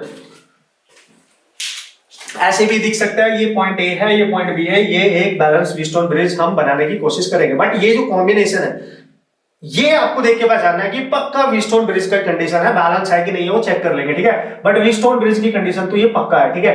अच्छा, या तो ऐसे होगा, या फिर इसको आप देखो, इस पॉइंट को पकड़ के इन दो पॉइंट को अगर खींच दो तो ये कुछ ऐसे बनेंगे, जो आपने देखा भी होगा, something like that. Okay, something like that, something like that, ये कुछ ऐसा नजर आएगा आपको। ओके, तो आप ध्यान से देखते रहना, बॉस टेंशन नहीं लेने का, ठीक है। सो ये A है, ये B है, और इधर मान लो आप this is R1, this is R2, this is R5, this is R3, this is R4, something like that. ये ऐसे भी दिख सकता है, हाँ यार सर ऐसे भी दिख सकता है, टेंशन नहीं है बॉस। और कैसे बना सकते हैं इसको, और कैसे दिख सकता है ये, कम ऑन गाइस, और कैसे दिख सकता है, आप कैसे डिजाइन कर सकते हो ऐसे। अगर इसको आप खींच लो तो ये ऐसे भी तो दिख सकता है, this is the situation as well, देखो दिस इज द सिचुएशन, है ना, दिस इज द सिचुएशन, ठीक है। ऐसे भी दिख सकता है, और भी बहुत सारी फॉर्म होती है यार, ये R1, ये R2, ये बन जाएगा R5, ये बन जाएगा R3, ये बन जाएगा R4, और भी बहुत सारी इसमें सिचुएशन बनाई जा सकती है। राउंड फॉर्म में आप बना सकते हो, ट्रायंगल फॉर्म में भी आप बना सकते हो, समथिंग लाइक दैट। इस तरीके से भी आपको ये देखने को मिल जाएगा, मतलब ये इस तरीके से बनाया जाता है, you know, something like that. कुछ ऐसी सिचुएशन भी होती है, 1 2 3 4 5, कुछ ऐसी सिचुएशंस भी होती है, ठीक है। इन सिचुएशंस में भी आ सकता है, मतलब आपको समझ आना चाहिए। अब देखो 5 रेजिस्टेंस होने चाहिए उसमें, तो उसके लिए एक जो सिंगल बैलेंस व्हीटस्टोन ब्रिज बनता है, डबल बैलेंस व्हीटस्टोन ब्रिज भी बनता है, जिसमें डबल सर्किट बन रहा हो, है ना, ध्यान से समझना है। ओके, तो ये तो है how it look like, okay, but how to solve the problem, भाई बहुत आसान है, तुम सबने पढ़ रखा होगा, टेंशन नहीं है, बट फिर भी बता देता हूं। देखो, अगर उसने पूछा आर ए बी के बीच नेट रेजिस्टेंस बताओ, तो क्या करोगे, तो पहले पॉइंट को प्लस साइन दो और इसको माइनस दो। सीरीज पैरेलल इसमें डायरेक्ट क्यों नहीं दिख रहा है, पहले ये तो समझ लो। देखो यहां से जब करंट चलेगी तो ये करंट डिवाइड हो, कुछ करंट इधर गई, कुछ इधर, ठीक है सर, इधर गई, इधर गई, इधर गई, फिर वो करंट यहाँ पे आई, तो सिंगल में जा रही है, इधर भी सिंगल में जा रही है, तो यार कॉम्बिनेशन होने के लिए तो यार 2 तो होने चाहिए ना एटलीस्ट, ठीक है। नहीं है, करंट कुछ इधर गई, कुछ इधर, कुछ मतलब अलग अलग है ना, तो सीरीज है ना पैरेलल है, तो क्या करेंगे अब इसमें, क्या करना है, ना तो सीरीज है ना पैरेलल है, फिर गड़बड़ हो गया ना। ओके, अब कैसे कर सकते हैं भाई, मैंने तुरंत देखा यार ये तो व्हीटस्टोन ब्रिज की सिचुएशन डिनोट कर रहा है, तो करना क्या है। तो दोस्तों ध्यान रखना, जो पहला टर्मिनल होगा जिसके अक्रॉस आपने रेजिस्टेंस निकालना है ना, ये बिल्कुल आसान तरीका बता रहा हूं, उससे डायरेक्ट कनेक्टेड रेजिस्टेंस देख लो, डायरेक्ट कनेक्टेड, ये डायरेक्ट कनेक्ट है, R2 R1, ऊपर वाला डिवाइड बाई नीचे वाला, दोनों का रेशियो निकाल लो। सिमिलरली B से डायरेक्ट कनेक्टेड ऊपर वाला डिवाइड बाई नीचे वाला, डायरेक्ट तो यही कनेक्ट है, ये डायरेक्ट कनेक्ट नहीं है, ध्यान से देखो ये डायरेक्ट इनसे कनेक्ट नहीं है, तो ये इज इक्वल टू हो गया अगर R4 बाई R3, अगर इनका रेशियो आपस में इक्वल है, this is called as balanced Wheatstone bridge condition. सब में अप्लाई कर सकते हो बैलेंस्ड व्हीटस्टोन ब्रिज कंडीशन। तो सर इसमें करेंगे क्या, इस सिचुएशन में वो रेजिस्टेंस जो बीच में डायरेक्ट एबी से कनेक्ट नहीं है, you can remove that resistance. Now you can सी, अब आपको सीरीज और पैरेलल नजर आ जाएंगे। यहां से जो करंट जाएगी इधर को देखो, वो इसमें भी जाएगी और इस रास्ते से इसमें भी, तो ये दोनों किसमें, सीरीज में, और नीचे वाले से जो करंट जाएगी इसमें इसमें, ये दोनों किसमें, सीरीज में, इनका कॉम्बिनेशन आ जाएगा पैरेलल में। फिर तो आप सॉल्व कर ही लोगे। मैंने आपको बताना था अप्लाई करना, सब में देखो, इसमें देखो डायरेक्ट कौन है, ये है, ये है, इनका रेशियो अगर सेम आता है तो ये होगा ही नहीं। इसका मतलब ये पॉइंट और ये पॉइंट, मतलब ये पॉइंट और ये पॉइंट क्यों हटाया आपने रेजिस्टेंस, सेम पोटेंशियल हो गया होगा। अगर ये C है ये D है, मतलब VC इक्वल टू VD हुआ होगा। यहाँ पे भी अगर ये C है D है, VC इक्वल टू VD हुआ होगा। ओके, ऑब्वियसली तो यही है, तो इसमें करंट ही नहीं जाएगी, करंट ही नहीं जाएगी तो बैलेंस कंडीशन हो गई, तो करंट यहां से निकल के इसमें चली जाएगी, यहां से निकल के इसमें चली जाएगी। सब में यही करना है, बस चेक करना आना चाहिए। कम ऑन गाइस, चेक करना आना चाहिए। और गलती से भी आपको किसी न्यूमेरिकल में 5 रेजिस्टेंस या उससे ज्यादा एक लूप में नजर आ जाए, तो सबसे पहले आपके दिमाग में एक ही चीज आनी चाहिए, बैलेंस व्हीटस्टोन ब्रिज की कंडीशन को चेक करना। 99% केसेस में एंट्रेंस एग्जामिनेशन में यही कंडीशन दी जाती है, तो टेंशन लेने का ही नहीं, वो सबसे पहले से अप्रोच को आपने अप्लाई करना है, समझे। अब आगे बढ़ सकते हैं, हम क्वेश्चन लेंगे और उस क्वेश्चन में जो कॉन्सेप्ट हमने सीखा उनको अप्लाई करेंगे और बढ़िया तरीके से इनको यूज करके सीख के क्वेश्चंस को क्रैक करके आएंगे। ओके दोस्तों, बात कर लेते हैं यार, जो कॉन्सेप्ट हमने सीखे उस पर डिपेंडेंट कुछ क्वेश्चंस ट्राई करेंगे हम सॉल्व करने की। बस आपने ये सीखना है कि जो कॉन्सेप्ट आपने सीखे हैं वो आप यूज कैसे करते हो क्वेश्चन सॉल्व करने के लिए। तरीके तो बहुत सारे हैं, जो आपको बेहतरीन तरीके से आ जाए, जो आपके दिमाग में अच्छे से एंटर कर जाए और जिससे आप क्वेश्चन क्विकली कर सके, उसको आप अप्लाई करना। 1 2 3 मेथड तो एटलीस्ट आपको पता ही होने चाहिए क्वेश्चंस को बनाने के। ओके, तो जल्दी से देख लेते हैं अपना फर्स्ट क्वेश्चन, और ये बेहतरीन एक क्वेश्चन माना जाएगा दोस्तों आपके कॉन्सेप्ट को अप्लाई करने के लिए, बेहतरीन सीखने के लिए। चेक करो, आपसे इस क्वेश्चन में पूछा गया कि बताओ इस बैटरी से कितनी करंट ड्रॉ की जाएगी। You have to calculate the current drawn from this battery. इस क्वेश्चन में हमें करंट निकालनी है अल्टीमेटली। ओके, अगर आपको करंट इस क्वेश्चन में निकालनी है तो इस बैटरी का पोटेंशियल आपको दे रखा है क्लियरली, तो यार करंट निकालिए, तो इसके दोनों एंड के अक्रॉस सबसे पहले आपको निकालना पड़ेगा टोटल रेजिस्टेंस कितना है, तभी आप अप्लाई कर पाओगे V इक्वल टू IR। तो R इक्विवेलेंट निकालना पड़ेगा, क्योंकि ये बैटरी किसी एक सिंगल रेजिस्टेंस को करंट तो सप्लाई कर नहीं रही है, तो कॉम्बिनेशन को कर रही है, तो कॉम्बिनेशन का रेजिस्टेंस निकालना पड़ेगा। और कॉम्बिनेशन का रेजिस्टेंस निकालने के लिए we have to try to understand कि कौन सा सीरीज है कौन सा पैरेलल है। उत्तरी अगर सीरीज और पैरेलल ना मिले तो फिर जो मेथड हमने डिस्कस करी है उनको अप्लाई करेंगे ना सीरीज और पैरेलल बनाने के लिए। ओके, तो यार करंट निकालनी है, पोटेंशियल गिवन है 6.5, आई आ जाएगी अगर R इक्विवेलेंट पता चल जाए। अब हमारी जर्नी होती है स्टार्ट, जो सीखा है अप्लाई करो। मैंने आपको बताया था जब भी इस टाइप के क्वेश्चंस आएंगे ट्राई करना व्हीटस्टोन ब्रिज बैलेंस कंडीशन को सबसे पहले अप्लाई करने का। Okay, let's see. ये जब करंट यहां से चलेगी, ये करंट यहां तक गई, अकेला रेजिस्टेंस है, कोई कॉम्बिनेशन नहीं बन पाएगा, तो यहां पे करंट डिवाइड होगी, इधर अलग इधर अलग इधर अलग। आप बोलोगे यार सर तीनों में करंट अलग अलग है, ये तो पैरेलल हो गए पैरेलल हो गए, ऐसे कैसे हो गए, करंट अलग है बट इसका तीनों के ये तीनों एंड इस कॉमन पॉइंट पे है, लेकिन इस रेजिस्टेंस का ये एंड कहीं और है, इसका ये एंड कहीं और है, इसका ये एंड कहीं और है, they are not at same point, hence we can't say कि ये पैरेलल में है। तो ना सीरीज ना पैरेलल, कोई किसी दो रेजिस्टेंस में लगातार करंट आपको कहीं मिलेगी ही नहीं, आप चेक कर सकते हो, है ना, कहीं पे भी नहीं। इसका मतलब ना तो सीरीज ना पैरेलल। सबसे पहले ये समझा करो कि सीरीज पैरेलल नहीं है, तब दूसरे कॉन्सेप्ट पे जाना है, इसलिए क्वेश्चन डिजाइन किया है। उसके बाद अगर ये बन जाए और सर्किट क्लोज्ड आपको नजर आ रहा हो तो पक्का सबसे पहला अप्रोच बैलेंस व्हीटस्टोन ब्रिज के पास जाना है, हमेशा हमेशा एंड हमेशा। लेट्स सी नाउ, ढूंढो, देखो आप ध्यान से देखो दोस्तों, अगर आप ध्यान से समझ पा रहे होंगे, इतने से सर्किट को आप देखो, पहले इतने से सर्किट को, ये वाला सर्किट आप देखो, 5 रेजिस्टेंस पे नजर जानी चाहिए आपकी। ये रेजिस्टेंस दोनों के दोनों मिलके इस पॉइंट पे कनेक्ट है। लेट्स ये कोई पॉइंट है ए, है कि नहीं है। फिर इधर से ये रेजिस्टेंस ये दोनों इस पॉइंट पे कनेक्ट है। लेट्स ये बी है, समझ पा रहे हो आप, ध्यान से समझो आप, ठीक है। लेट्स ये बी है, और इन दो से डायरेक्ट, इस वाले एंड से डायरेक्ट ये रेजिस्टेंस कनेक्ट है, इससे डायरेक्ट ये, तो चाहे इसको इससे डिवाइड करो या इसको इससे, उनका दोनों का रेशियो सेम अगर आ गया, देखो 1/2 करो, 1/2 आएगा। ऊपर वाला डिवाइड बाय नीचे वाला लिया आपने, यहाँ पे भी ऐसे करना पड़ेगा, ऊपर वाला डिवाइड बाय नीचे वाला, 2 डिवाइड बाय 4 कितना आ गया 1/2। वो तुरी इन्होंने सेटिस्फाई कर दी बैलेंस व्हीटस्टोन ब्रिज की कंडीशन। क्यों? 1 2 3 4 5 रेजिस्टेंस है, ये 8वां जो रेजिस्टेंस जो इन दो पॉइंट पे कनेक्ट है, इसका मतलब इस पॉइंट का पोटेंशियल सेम हो चुका होगा, क्योंकि ये तो बैलेंस व्हीटस्टोन ब्रिज की कंडीशन बता रहा है। You can remove this, you can remove this. अब आपको नजर आएगा सिलसिला। अब आप देख सकते हो जो करंट यहां से नजर आएगी, ये सेम करंट जा रही है, इसमें भी, तो ये दोनों किसमें हो गए? सीरीज। 2 + 1 3। इसमें जो करंट जा रही है देखो एक ही रास्ता है उसके पास, यहां से डिवाइड नहीं हो रहा है। 2 + 4 ये कितना हो गया? 6। बहुत क्लियरली आप देख सकते हो कितना हो गया दोस्तों? 6। इसका मतलब सर आप ये कहना चाह रहे हो कि इन दोनों से मिलकर 6 बनेगा? यस, मैं यही कहना चाह रहा हूं, इन दोनों से मिलकर 6 बनेगा।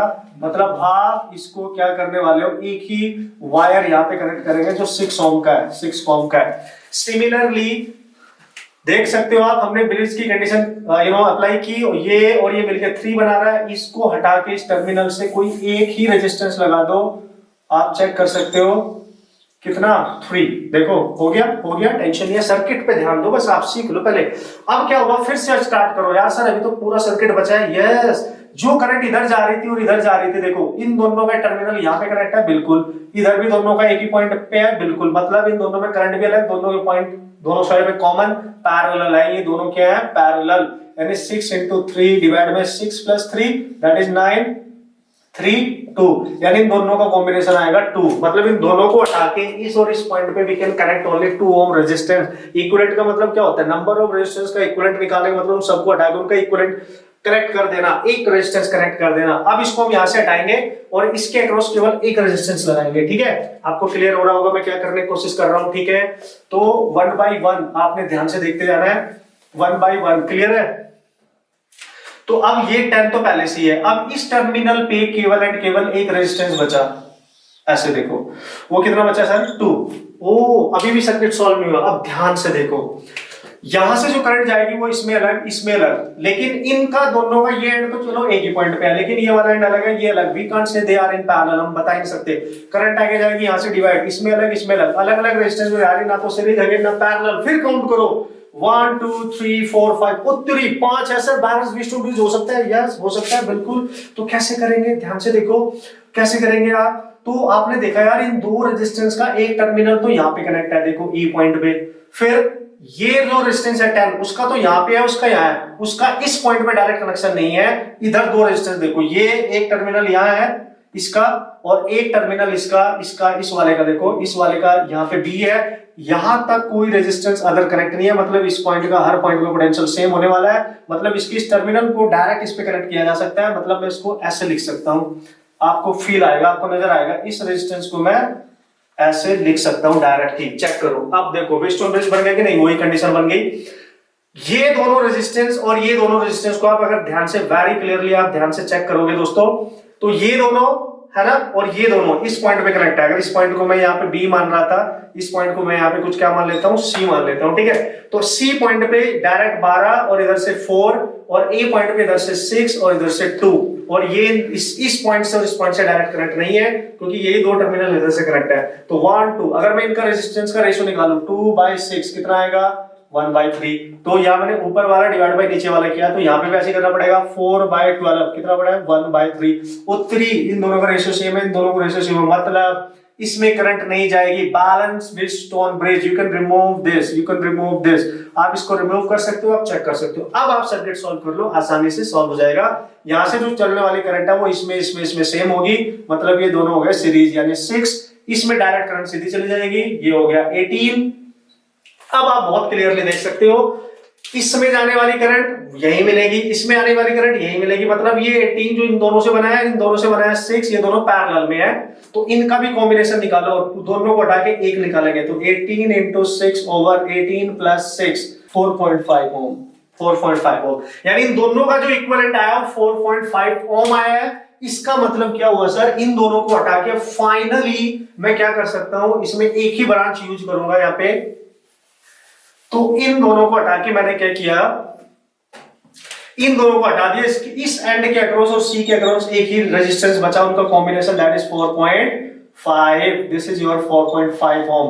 अब आप क्लियर देखो, बैटरी से चलने वाली करंट इसमें और इसमें यहां से पास होते हुए वापस आ जाएगी, मतलब बोथ आर इन सीरीज, तो they are both are in series 6.5। तो इक्विवेलेंट रेजिस्टेंस कितना आ गया 6.5, बैटरी भी कितनी है 6.5, तो V इक्वल टू कितना IR 6.5, आपको नजर आ रहा होगा 6.5, दैट इज कैंसिल, I आ गई 1 एम्पियर। मतलब इस क्वेश्चन में हमने सेम पोटेंशियल यहां पे अप्लाई किया था पूरा, हमने बैलेंस व्हीटस्टोन ब्रिज यूज करना सीख लिया, ओम्स लॉ के अकॉर्डिंग हमने इसको तुरंत सॉल्व कर दिया। आप चेक कर सकते हो, करंट भी निकाल ली, करंट रेजिस्टेंस कैसे यूज करते हैं वो भी कैलकुलेट कर लिया, सब कुछ आपको सिखा दिया सिंगल प्रॉब्लम ने, and this is how you can solve the problem very quickly, very easily.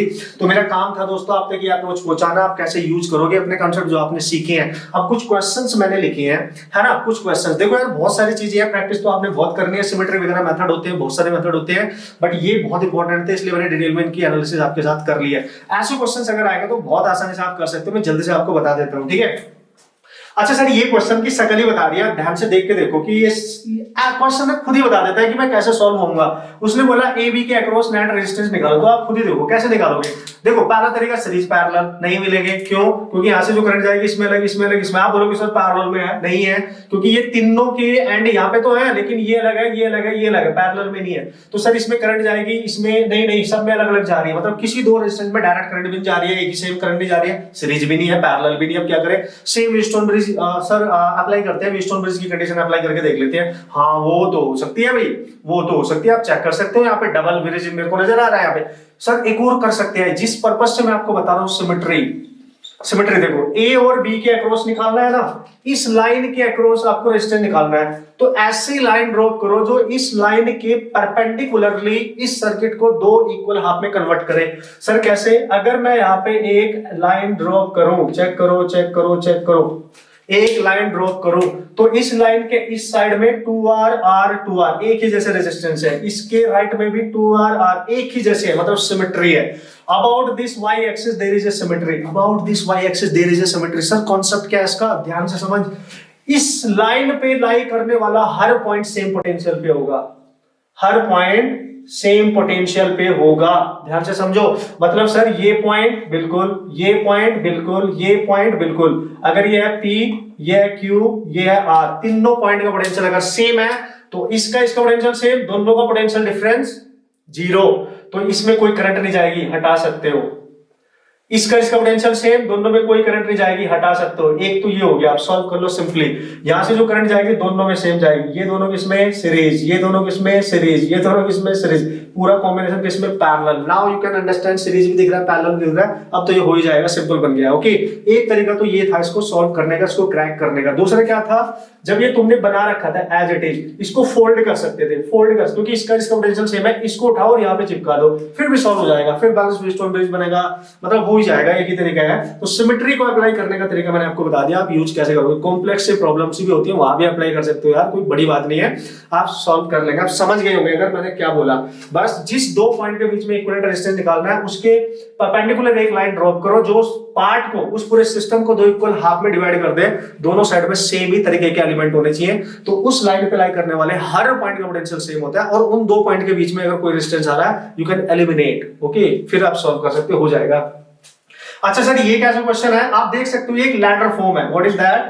This is your ladder form, है ना, लैडर फॉर्म है। सर इसको कैसे करेंगे यार, आपने प्रैक्टिस करी होगी, मैं थोड़ा सा याद दिला देता हूं। इसमें रिपीटेशन हो रहा है, देखो आप देखो, इस वाली ब्रांच को देखो, यहां से यहां तक इस पूरी ब्रांच को देखो, R1 R2 है ना, सेम टाइप के रेजिस्टेंस है, R1 यहाँ, R2 यहाँ, R1 यहाँ, R2 यहाँ, R1 यहाँ, R2 और अप टू इन्फिनिटी है। जब भी लैडर फॉर्म इन्फिनिटी तक जा रही हो, कुछ भी हो चाहे, नीचे वाली ब्रांच में भी रेजिस्टेंस हो सकते हैं।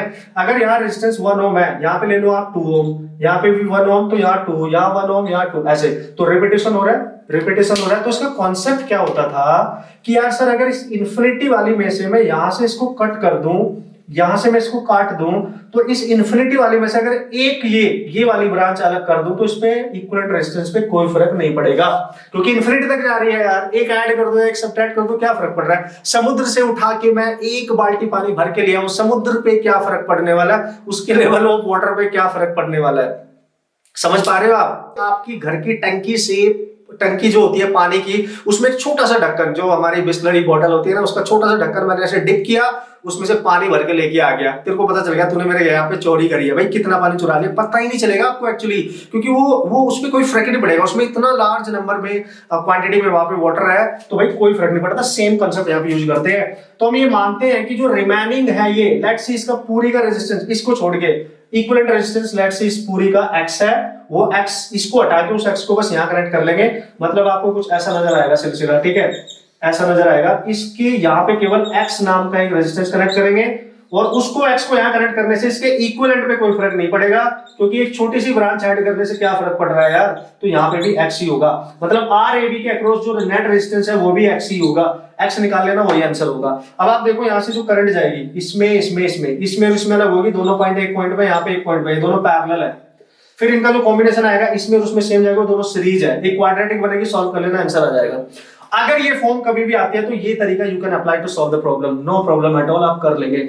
लेकिन अगर जल्दी करना है तो फॉर्मूला याद रखना भाईजान, डायरेक्ट क्वेश्चन हो जाएगा, AB के अक्रॉस डायरेक्ट क्वेश्चन हो जाएगा। बस ध्यान रखना कि ये है, यहाँ रेजिस्टेंस ये पहले वाले को R1 माना मैंने, इसको दूसरे को R2, न्यूमेरिकल वैल्यू कुछ भी हो सकती है, तो R1 प्लस, माइनस नहीं ले रहा हूँ, नेगेटिव में नहीं होगा, R1 plus √R1 square plus 4R1 R2/2, direct फॉर्मूले से आप यूज कर सकते हो, डायरेक्ट यूज करो, टाइम बचेगा यार। अगर यहाँ पे भी रेजिस्टेंस होगा बस यहाँ 2 आ जाएगा, अगर रेजिस्टेंस ऐसा हुआ ना, ऐसा ये फिर ये R1 फिर ये R2 फिर ये R1, जो रेजिस्टेंस यहाँ है वही नीचे वाली ब्रांच में भी रिपीट होगा, देखना, और ये रिपीटिशन चलता रहेगा। फिर अगर ऐसा हुआ तो इसके लिए यहाँ पे बस 2 लिख लेना, है ना, इसके लिए इस फॉर्मूले में यहाँ 2 आ जाएगा, बाकी क्वेश्चन सेम हो जाएगा। कैसे सर? अगर यहाँ पे आपने 1 ओम लिया 2, तो यहाँ 1 ही लेना है, समझना, यही रिपीटिशन फॉलो होगा, बाकी यही रिपीटिशन आगे फॉलो हो जाएगा। तो this is how you can solve the type of problem very easily.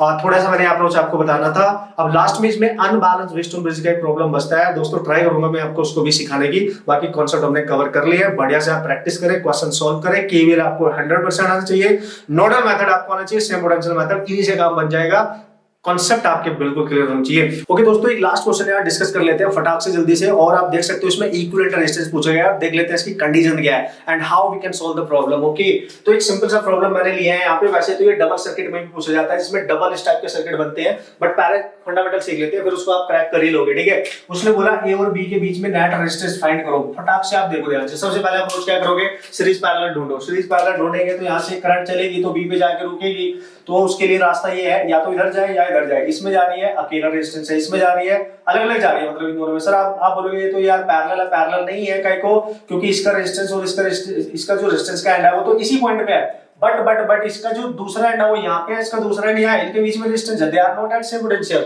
सो इसका मतलब ये पैरेलल में नहीं है, मतलब आगे भी ऐसा ही है, देखो ये इसमें अलग, इसमें ये अलग अलग पॉइंट है, पैरेलल में नहीं है। अब क्या करेंगे सर, मैंने आपको सीरीज बता रखी कैसे कैसे सोचना है। अब सोचो बैलेंस वेस्टर्न ब्रिज, ए से डायरेक्ट कौन कनेक्ट है, ये वाला 10 और इससे कनेक्ट है ये वाला 5, तो 10/5 2 आएगा। ओके, इससे कौन से वाला कनेक्ट है, इससे भी 10, इससे भी 10/5, यार ये तो बैलेंस वेस्टर्न ब्रिज है, और ये तो मैंने आपको करना सिखा दिया कि कैसे करना है। बट सिचुएशन इज व्हाट, अगर उसने बोला सर ये है 5 और ये है 10, अब चेक करो आप, 10/5 कितना 2, ऊपर वाला डिवाइड बाय नीचे वाला, यही करना है, ऊपर वाला डिवाइड बाय नीचे वाला, 5/10 1/2, मतलब सेम नहीं है। बी से कनेक्टेड रेशियो यानी आया 10/5 दैट इज 2, ये आया 5/10 that is 1/2, they are not same. अगर नीचे को ऊपर वाले से डिवाइड करोगे तो यहाँ पे भी ऐसे ही करना है, ऑर्डर आप अपने अकॉर्डिंग चेंज नहीं कर सकते, मतलब this is called as balanced Wheatstone bridge, इसी को नाम दिया गया अनबैलेंस्ड। इसका मतलब क्या होता है सर, इस पॉइंट पे जो रेजिस्टेंस डायरेक्टली ए और बी टर्मिनल पे कनेक्ट नहीं है, ये सी मान लो, इसको डी मान लो, ठीक है, इसमें करंट जाएगी, अब करंट जीरो नहीं होगी, इन दोनों के पॉइंट के पोटेंशियल सेम नहीं होंगे। तो अब क्या करें, इसको सॉल्व करने का तरीका क्या है भाई, बहुत सारे तरीके हो सकते हैं। सबसे पहले क्या आपके पास आप यूज कर सकते हो यहाँ पे नोडल मेथड, वेरी इंपॉर्टेंट। मैं आपको समझा चुका हूँ ऑलरेडी, यहाँ पे एक्सप्लेन नहीं करूंगा, यहाँ पे जिसके लिए मैंने क्वेश्चन बनाया वो एक्सप्लेन करूंगा। डेल्टा स्टार भी आपको आना चाहिए, और केवीएल से भी इसको किया जा सकता है, पर टाइम लग सकता है काफी। ओके, तो यहाँ पे हम फोकस करने वाले डेल्टा स्टार, समझना ध्यान से।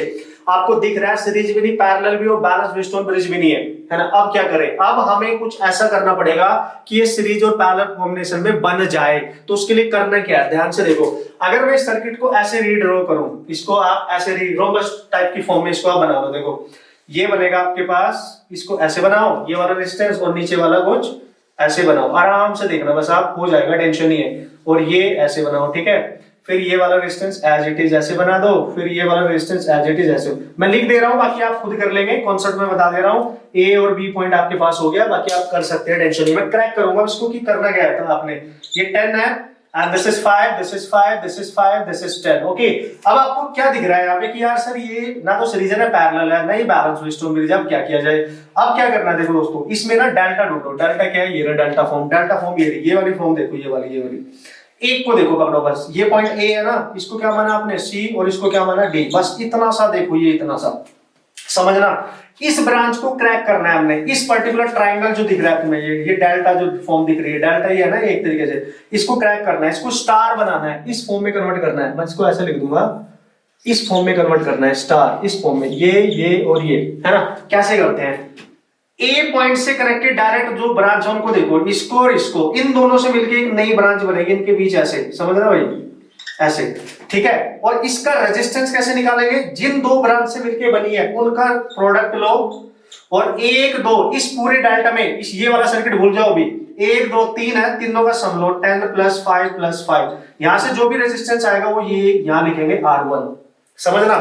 फिर ये देखो, ये ब्रांच नेक्स्ट ब्रांच के साथ या इस वाली ब्रांच के साथ कनेक्ट है यहाँ पे, इन दोनों से मिलके एक नई ब्रांच बनाओ और उसका रेजिस्टेंस मान लो R2, ठीक है। उसका रेजिस्टेंस क्या मानेंगे आप? R2। उसको निकाल लो। उसको कैसे निकालोगे? जिन दो से मिलके वो बनी है उन्हीं का प्रोडक्ट ले लो, और इसमें जो तीनों है उनका सम, वो सम लेना ही लेना है। This is how you can solve. ये भी आ जाएगा। फिर ये वाली ब्रांच और ये वाली ब्रांच मिलके इसमें पार्टिसिपेट कर रही है, तो इन दोनों से मिलके एक रेजिस्टेंस बन जाएगा, चेक करें आप। और ये मान लो आप R3, तो R3 भी आप कैलकुलेट कर सकते हो। R3 कैसे निकालेंगे? जिन दो से मिलके बनी है, 5 × 5 डिवाइड में 10 + 5 प्लस, आप चेक कर सकते हैं, 5। तीनों रेजिस्टेंस जब आ जाएंगे एज इट इज वहीं पे आपने ज्वाइन करना है। जो रिमेनिंग जो ब्रांचेस जिनका यूज करके बनाया उनको हटा सकते हो, उनको हटा सकते हो। ये हटा दो, ठीक है, ये हटा दो, इसको हटा दो, इसको हटा दो, क्योंकि आपने इसको सॉल्व कर लिया है। अब आप देखो ध्यान से, ठीक है। अब आप देखो, अब आप बहुत इजीली अंडरस्टैंड कर सकते हो दोस्तों, टेंशन नहीं है, मजा आ जाएगा। ये करंट आई करंट यहां से जब डिवाइड होगी, इसमें जब जाएगी तो इसमें और इसमें सेम हो गई। देखो, इसमें और इसमें सेम हो गई, तो ये किसमें हो गई? सीरीज। ये किसमें हो गए? सीरीज। इनका कॉम्बिनेशन किसमें होगा? ऑब्वियसली जब सॉल्व कर लोगे आप, पैरेलल। फिर इसके बीच एक रेजिस्टेंस आ जाएगा, वो इसके साथ सीरीज, फाइनल आंसर आ जाएगा। This is how you can crack this type of problem by using delta star method. ये मैंने आपको सिखाना था, आपने बढ़िया से इसको देखा होगा किस तरीके से मैंने इसको सॉल्व किया। दोबारा से रिपीट करके आप देख सकते हो दोस्तों। तो ये सारे कंसेप्ट लगभग मैंने डिस्कस कर लिया। आप बढ़िया से प्रैक्टिस करके जाना दोस्तों, बढ़िया वाली प्रैक्टिस जिसको आप बोल सकते हो। फटाफट रिवीजन सारे कॉन्सेप्ट और प्रीवियस के क्वेश्चन जरूर सॉल्व करके जाना, आपको पता चल जाएगा कि एग्जाम में किस टाइप के क्वेश्चन आते हैं। ओके, और नेक्स्ट वीडियो देखने मत बोलना, इसका पार्ट 2, उसमें बहुत इंपॉर्टेंट कॉन्सेप्ट आने वाले हैं। मैक्सिमम जो उसमें क्वेश्चंस पूछे जाते हैं भाई वो वहीं से बनेंगे, इंस्ट्रूमेंट से बनेंगे, हीटिंग इफेक्ट ऑफ करंट से बनेंगे, और grouping of cell very very important. JEE main सबसे ज्यादा फोकस कर रहा है उस कॉन्सेप्ट पे, इसलिए वॉच जरूर करना, बहुत मजे आने वाला उसमें। और इस चैप्टर से आने वाला क्वेश्चन गलत नहीं होना चाहिए दोस्तों। Okay, all the best.